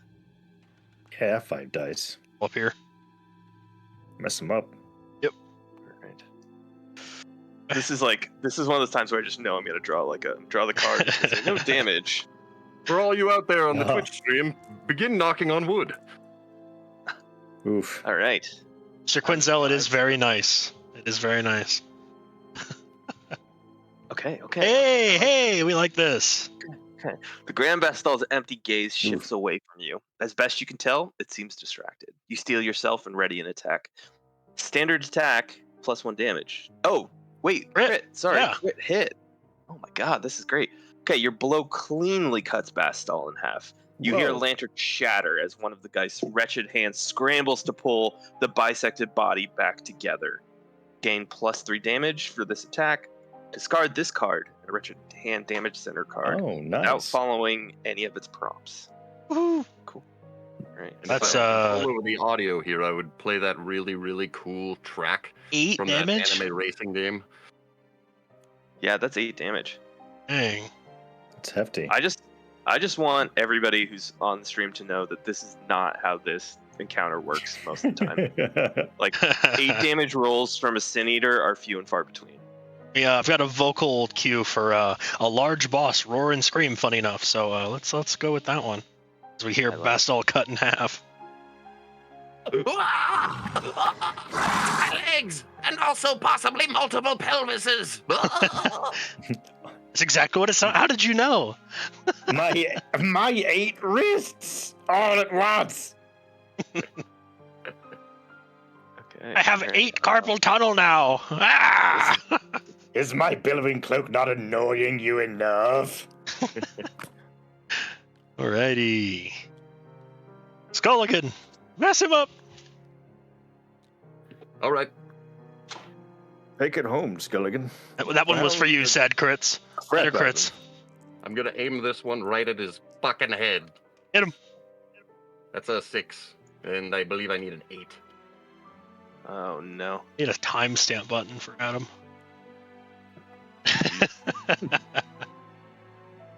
Right. Got him. Well, So Nancy or Lucy. Lucy. Lucy. Lucy, get him with your goosey. The loose is loose. No, that was bad. Slashy. She's been putting in work. I believe Yeah, she's no, named her yeah. Blade Goose, so it's good.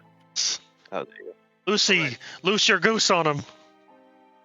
All right, so we've got 2 swings with that solid striking ability of hers. No, not this time. Oh, Not this Alright. time. Ready. Strategic. I don't think it probably matters, but he's coming at me. Of no further use. Grand Oh, you know Vestal. what? You're Hey, out of order. Let me pause you. Yeah, no, I screwed that up because I shuffled them on accident. They're not supposed to be shuffled. So Gotcha. sorry. Let's yeah, take it from the top. This one. This is a retcon scene. We're retconning things. Respect Thank you. and encouragement. Addressing its target, the Grand Bastol seems to be indicating. Sees your strength and accomplishments. Unspoken but clear. Must sacrifice more to attain greatness. And more still. Entrancement! The adept designated as the strategic target moves towards the closest fellow adept with limitless movement. Strategic target attacks their fellow adept. ooh. So the closest adept, 1, 2, 3, 4, 5, 2, 3, 4, 5. Five would be Signifier or Lucy, our choice. I think it's Signifier. Let the dice. They're both 5 away, decide so that shit. Okay. Yeah, let's do Signifier for sure. 3 weapon speed, so 1 for 3 up. My weapon's damage. So Speed of 2. Yeah, speed of 2. speed of 2, I see. Accuracy 3 or higher. Crit and 10 for 9. But we don't Oh, sure. Now you can hit. do crits, right? Because it's just a damage location. Oh man, this is so situational. I'm gonna go with when in doubt, pick the. This is actually an Adam Poots rule, so sorry, Kingdom Death for ripping this one off. But let's go. When in doubt, go with what favors you the least, which would be a critical hit. So Also, I'm gonna roll 2 damage dice for that one. yeah, you're gonna roll 2. 2 locations. Okay. So sad crits. There you go. 2 in the hands and 1 in the chest. You get shot. And you also have to roll these. I do. Sorry. Yeah. So you got to because you okay. So Oh, I 3 see. plus accuracy. Yeah, 3 plus accuracy. You're gonna roll those 3, and then you're gonna roll 2 damage locations for 2 hits. Gotcha. I thought that was saying 3 plus accuracy. Then I'm just dealing my weapon's damage. Gotcha. Yeah. 3.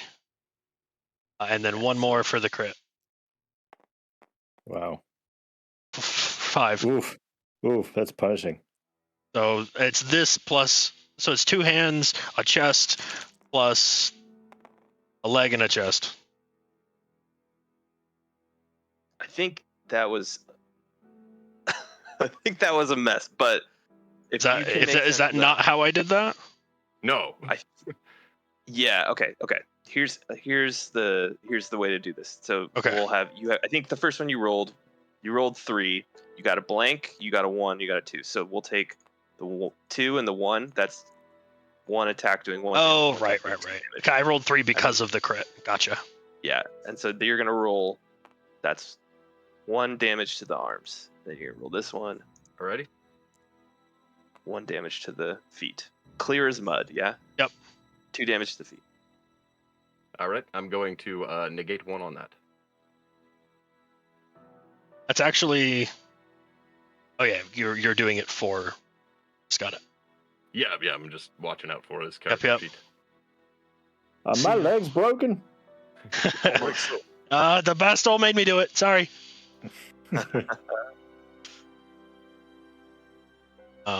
We've got sad crits saying finally it took 5 crits for a special card effect. Since crits are generally a low 10% chance on a D10, I would feel pretty sad after wasting 4 of them. Maybe something for the designer to consider. Also, are these weighted dice? Lots of crits. They are in fact weighted. These are That's 12s technically, but it's a 11 times you can actually roll something beneficial. And to answer your question, I specialize in kicking skeletal ass because I have a skeletal ass. As opposed to the rest of us, you just have. Yeah, the last time we played this, Latorius, I think I rolled terrors 3 or 4 times in a row as the Sin Eater. Yeah, that sounds right. It was a bad time, and then I died. It was a bad time. Oh, wow. All right. Cool. I'm gonna put this here. That was Shuffle it. Rastal went, and we're still alive, right, Marcus? Yeah. Okay, cool. Just barely. Not So yet. let's take a look at your health now. You're sitting pretty at some broken legs. Yeah, you were right. Arms are good though. Arms are perfect. Yeah, I can still swing. Yeah, that's all you need to do. Swinging a chain, I'm a swinging a chain. It's just a flesh wound. Bite your legs off. Yeah, I could just pivot. I could pivot from where I'm at. I don't need to walk, right? You're a turret at this point. Yes, yes. A stabby As long turret. as he's in range, we're good. Alrighty. All right. I'll go. Yeah. I'll take the first roll. I feel like I really do. Oh no. Okay. All right. Oh, There's all the crits. Yeah, here's the fun. Oh, Here's the no. fun. So, a terror roll and a crit roll cancel each other out. Oh, Oh, good. Yeah. You get 1 crit off of this. happy Yeah. days. So this is a 1 successful hit and then 1 critical roll. Cool. Make sense? I like it. Cool. By the way, for those who can't read my mind, I was attacking the same spot that I've been attacking, which is the twisted torso. So Sounds good. I realize that my mind is a little like a reed. If a missile says we need to pick Marcus up and run him into range. Thankfully, he's in range right now. Yep. All right, let's see it, Mac. Okay. Sparky. Hey. Hey, Hey. like 3. I'll take the 3. Yeah, I'll take the 3. See how we do. All right. The Grand Vestal has stopped moving. Its twisted torso suddenly straightens and freezes in place, resembling a grotesque tree trunk. It would seem there's nothing to do but hack away. Your attack does little to chip away at the guy's spectral mass. Attack minus 1 damage. This attack suffers minus 1 damage. Resolve the damage and place this card into the damage center deck at random. I see. All right. That one gets shuffled back in. Yeah. Cool. All right. But 3 damage is not nothing. Right. 2 nines. Especially out of what remains. Exactly. That was a third of his health. You just roll for our turret, Adam, or is that for you? That's for me. I figure, if he's getting hit in the torso, I might as well hit him in the head. Oh, so we got a 9 and how many dice did you And roll? a dead lower class. I only have the 1 attack. Oh, gotcha. It is a very heavy hammer. It Hopefully worked. later in the game I can specialize and potentially get 2 attacks at once. If that's Could okay. be. Could be. But yes, so I am going to hit him in the head, which is good for me. Good. Maybe. See it. Yep. Nice. Successful hit. Your attack streaks across the Grand Bastille's face. Oh wait, hold on. Sorry. Decayed face. Shattering teeth begin to ring in your ears. Realizing that the sound is coming from the Grand Bastille's decaying face, you strike angrily towards it. It was a successful hit indeed. Your attack streaks across the Grand Bastille's face, and for a moment you swear you see teeth fly as the blow connects with something solid. Resolve damage and discard this damage center card, and Nice. also gain 2 teeth. Nice. Cool. Oh, no damage on that one, right? Resolve damage, yeah. Resolve damage. No alternate damage. Cool.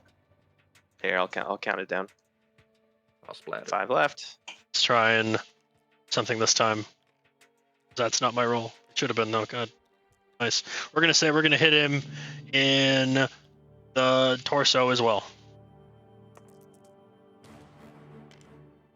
Yeah, Ooh. it's an 11. So close. That's what it says on It was the. almost a 2. Ah, No. That's Whew. a success. But Finally. yes. So we'll take that. We'll roll my 2 dice here.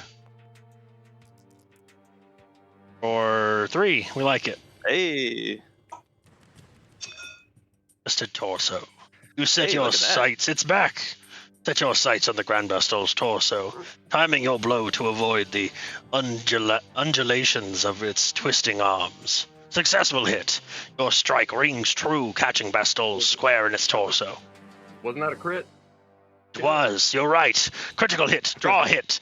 Your attack catches Bastille completely off guard. Its whole upper body sways backwards, leaving it exposed. You seize the opportunity to strike a quick follow-up attack. Resolve damage. Discard this damage card and draw a second card, applying any damage again to the drawn card. Whoa. So he's dead. Do that and read the next one anyway. You got to draw the card first. You don't know if he's dead. Right. He is, though. Your mind turns to a rudimentary lesson on Geist physiology. For many weeks in the past, you prepare your weapon to strike the Grand Bastille where the Geist seems to be willing its spectral mass into physical matter. Successful hit. Your attack strikes Bastille's twisted torso, ripping away at its writhing form and causing a visible purple tear. Resolve damage and discard this card. Oh, dang, if Ty were here. Get him on the phone, Adam. We got a Grand Ario quote. Well, I can pretend to be Ty. We can all pretend to be Ty. Let's hear it. All right, so Ty kind of, he's got this like really screechy kind of thing. Hold on. We love you, Ty. If entrancement would influence a person's will, what applications could it have over whatever godly force of will commands the matter of our reality? The Grand Ario Speedwagon. Very nice. Discord really didn't like that. It kind of cut out some of it, but that was a wonderful reading. All right. I apologize for my loudness. You're good. It was awesome.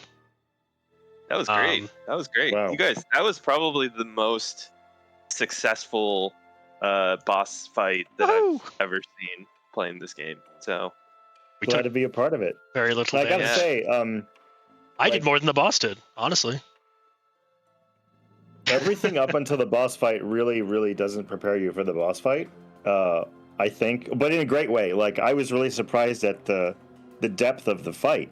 It felt like its analog was anything closer to like a boss in Dark Souls or any of the Souls games because of its complexity and how many different attacks it has and how freaking enormous Bastille feels compared to everything else you fight up until him.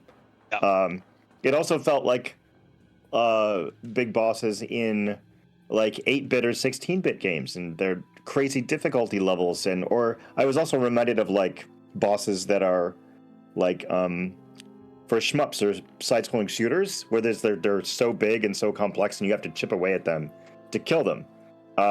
Really amazing. I'm really captivated by it, and it all really tells, like, it's really narrative driven during the fight too. There's a lot of text and subtext and the way it swings back and forth. I'm really, really impressed with it, honestly. I love it. Wow. Thank you. That's like, I mean, that's I will say this, being mentioned in the same sentence as Dark Souls is about as good as you could possibly hope for as a game designer. So I'll take that for sure. Well, we've got a little bit of story to kind of take us away on, and Marcus, I would love it if you'd do the honors. Please. Oh, sure. It's in the white box, by the way, so you don't have to read all the kind of like the marketing jargon is probably best I could call it after that. So Got it. The Grand Bastille is slain. The Grand Bastille writhes as a purple flame erupts around it, burning away its form. Its cold stare remains, even as the flames eat away at the haunting figure. You are left to catch your breath in the ensuing silence. A moment passes, then another.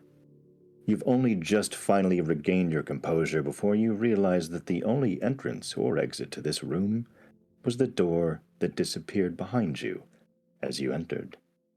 And yet, a chorus of moans erupt from behind the wall where the door once stood, accompanied by the banging and scratching of wood. The hall from which you came seems to have come back to life in the Grand Vestal's absence. Just as the noise behind the doors seems to be nearing a horrifying crescendo, dust begins to fall on the wall opposite. The outline of a passage takes shape where there had been nothing before. A young man, wrapped in bandages, steps forward through an exposed false wall. This way! Quickly! He beckons you enter the warmly lit common chamber just behind him. You will find no other exit. There is so much more in store for you. Found a house, forge a legacy. We hope you enjoyed this demo. There are still so many mysteries to be unraveled during your time in the Studium. In the final game, you'll get to experience dozens of dungeon crawling experiences, just like this one. Finding respite in the Studium will require the security and sanctity of declaring a house. Players will be expected to participate in a long-standing tradition of banding together to establish a space of safety and camaraderie. Initially, a house will be given a name and a symbol by players. Throughout the course of play, the house will provide short periods of calm in between exploring the Studium's wards. Upon returning to their house commons, players will be able to choose from crucial functions performed to prepare for the horrors that await. Isn't that lovely? Thank you so much, Mac! Thank you so much, artful narrators of Foreteller. This is like I can't tell you how many times I got goosebumps listening to you guys read through the text here. It was amazing. I had such a good time. This is mine and Adam's second time playing through. Marcus's first time. Every time, even though we played the exact same 5 demo cards, demo scenarios, it felt like an entirely different. Other than knowing that where we were going to get the 2 scrolls eventually, I forgot where they were. So it felt like an entirely different fight up until now, and playing completely differently as the range character versus the squishy rogue. I've said it before, can't wait for my copy. Yeah, Thanks, guys. I need to plunk some money down on this too. I'm pretty excited by all the elements that I'm seeing so far. And here's another question I had. Adam just read in the tag with the house. So one of my favorite genres of games lately has been roguelikes or roguelites. So is this kind of like one mechanically in that you run dungeons and then you go back to your house and your characters can level up and gain stuff from each run and go back in? Is that how this works? Yeah, that's exactly how this works. Man, you sold me even more on this then. Holy cow. Huzzah! That means I've done my job. No, it's that I will say that like the idea underpinning this whole game was to have like a Dungeons and Dragons kind of experience without having to have a game master. And so like having the narrative and story of like a top tier Dungeons and Dragons narrator, but nobody has to be the person who knows what's behind every corner. Everybody can participate and be equally surprised and share in the experience. But with that, you kind of get like you got to have the moments of calm, moments of levity. Sure. And a lot of those are written in the cards too, especially in the boss fight. That was really fun. It was really cool to encounter those things. Just as much horror as there is levity. There's a wave. It's a balance, but also like random too. We never know what we're gonna pull, and it still shows up organically in there, which is great. Yeah. I'm glad it comes through. One of the things that I've really wanted to focus on, because this is like I'm absolutely, I said at the top, obsessed with like storytelling and gothic horror. But I do think one of the ways that we fail as game designers is that we think that players are gonna want a ride that's just intensity all the way through, ratcheting up to the point where you're just like on edge and you're shaking after you're done with it. But I think truly exciting stories are the ones that give you the moments to kind of calm and set stakes and have like moments of levity and moments of, even in this very like unforgiving world, the common time is kind of a space where folks can like actually have interactions that are maybe a little pleasant. And are you going to show that? What's that? Are you going to show us how that common phase works? Well, I have a brief write-up of the common phase on the Kickstarter page, and I'm gonna have more in-depth write-ups on like the updates for the Kickstarter page. I don't have it all set up on Tabletop Simulator, and it's just, I mean, it's actually funny enough. All the folks that I've had take a look at the project have said, spend your time focusing on the combat. These are industry folks that are like, spend your time focusing on the combat, don't focus on the common time. Yeah. I always respond with, but I love the common time. That's my favorite. But What do I get for killing this guy? Just because I want to know. Like, what do the stuffs look like? Is it like pieces of him, or is it like no. So there's a couple of things. So the actual character sheets, and you can again run to the Kickstarter and kind of see a preview of these, have what are called milestones. So there's two things that you really use to kind of level up your character. The first one is milestones, and those will give you access to certain classes. They'll give you access to certain workshops for you to like build gear. And the second thing is a reflection system, and reflections are kind of like currency. The idea is that you, when you kind of come back on your own time, in common time, you have a house that's basically got a ton of resources because you're in the Studium. I mean, everything is well stocked. And really, the only thing that is limiting you is your own imagination, your own research. So, in conjunction with performing research tasks and establishing workshops, you essentially use reflections of your experiences against these foes to go in and create new gear, new classes, etc. So really, it's the idea is like you don't need money and you don't need resources in the Studium. They're just not going to be. The resources are abundant and the money is useless. So really, the only thing limiting you from creating the next level of gear is your own imagination and your own understanding of the dark rituals that kind of fuel the world of the Studium. Yeah, I've got the Kickstarter pulled up for stream right now. Just going over. Is there anything on here that you'd like me to highlight before we sort of turn it over to see if anybody has any final questions for you or Adam, the casting director? I think I would strongly urge folks to go in and take a look at some of the gameplay descriptions that we've added. It's been added since we launched, so there's a lot of stuff that we've added.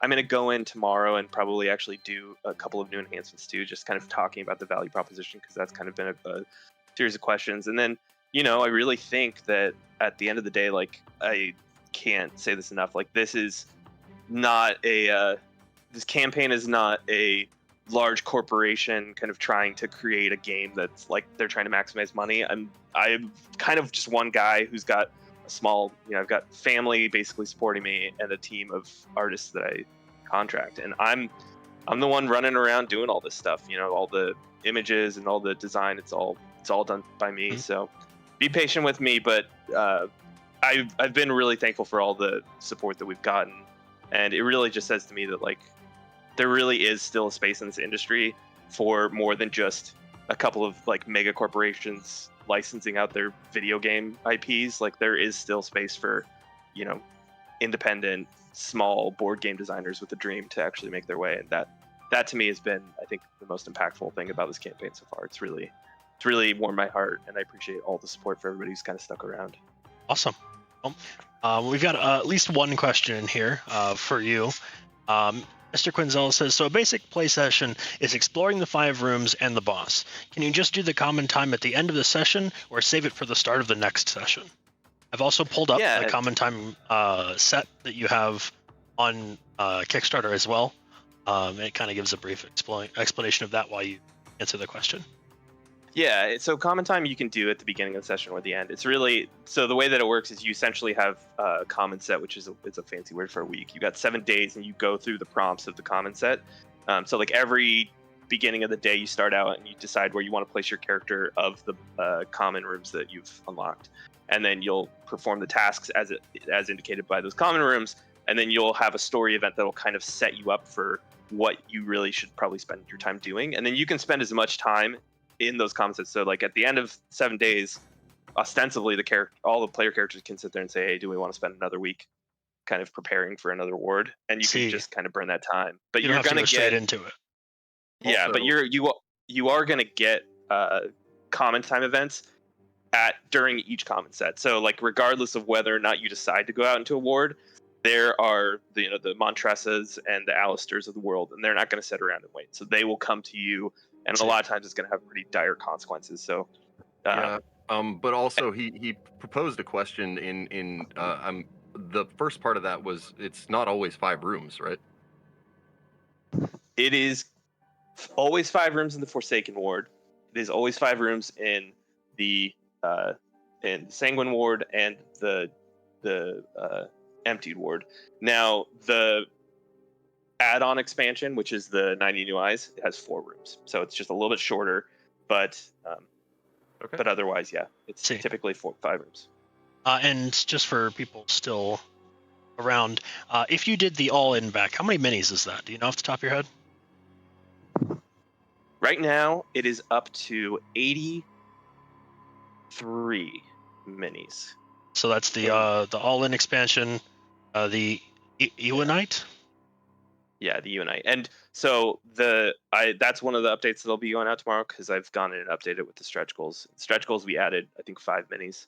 So originally we had something like, my rate's like 78 on there, and it just got bumped up to 83. Amazing. Yeah. So, and this will be announced tomorrow, but you guys will hear it here first because you guys joined us. So I'll just say this. After kind of like going back and really taking a good hard look at some of the things that we have, some of the abilities that we have now that we've hit above 200K, and especially just kind of thinking about how there's like this huge group of people who've just hung on despite all of the different turmoil of like negative reactions that negative reactions we've had. I think, the one thing I can say to just say thank you to everybody is just knock out one of those stretch goals without actually setting a limit on it. So I'm going to announce tomorrow that we're going to do no duplicate minis in the box. So Wow. that's something that I'm really passionate about. It's just like I can't stand it in my own miniature board games, and it is like there's a financial calculus to it, which I had to spend some time on before I could just go out and announce it. But I feel pretty confident that is something that I can give back to this group for hanging on for as long as they have, and it's something that matters to me. Some people are like, yeah, whatever, I don't care if it's like the same mini over and over again, but me personally, I can't stand it when it's like a cookie cutter for like the 3 Bellowgeist or the 3 Thralls or whatever. So I can't wait for like especially the gender swapped classes. The Reaper looks amazing. Obviously, no duplicate mobs. Gonna love that. Does anybody have any final questions for Mac, or we're also, of course, doing the foreteller narration for this game that you'll get in the Ewanite and the Deluxe, I believe, or the Disciple. Sorry. yeah. So the foreteller narration is included in both of those. So we have either questions for Adam regarding the narration and Mac as well, or questions for Mac regarding the game, guys. Anything at all before we end this one? Couple seconds, but Mr. Quinzel says, well, it's the game looks like a blast and wonderful replayability, so I might be going all in on this one. That's awesome. That is awesome. Hell yeah, man. Spiral Obsession asks, are there any more tabletop sessions with you, Mac, scheduled for the future at all? So I am going to carve out some time on a pretty regular basis to just really dive into some of these elements and just talk through them. And so I did, a few of the folks who've been following know that I did like a shoot in my living room, and that was kind of chaotic and not my favorite. It wasn't my favorite representation of the game, but it'll get out there on the web. But I think more impactful would be me sitting down with a tabletop simulator and just like getting hyper focused on one mechanic and talking all the way through it. So I'm going to spend some time doing that and just film a bunch of short videos. That'll be me just talking through the tabletop simulator and giving close-ups of some of the content. And I'm going to put those out there on a regular basis. So I don't have any more actual play sessions on like Twitch or anything planned, but I am pretty much just, as soon as somebody messages me in the industry and says, hey, I want to schedule this, I just say yes. So Mac responded within 15 minits of me messaging him. Literally, yeah. Nate was like, hey, do you want to do this? It's like, yes, schedule it. We're doing it. This is on Friday. You guys got the notification for the Kickstarter about 30 minutes after we planned it. So,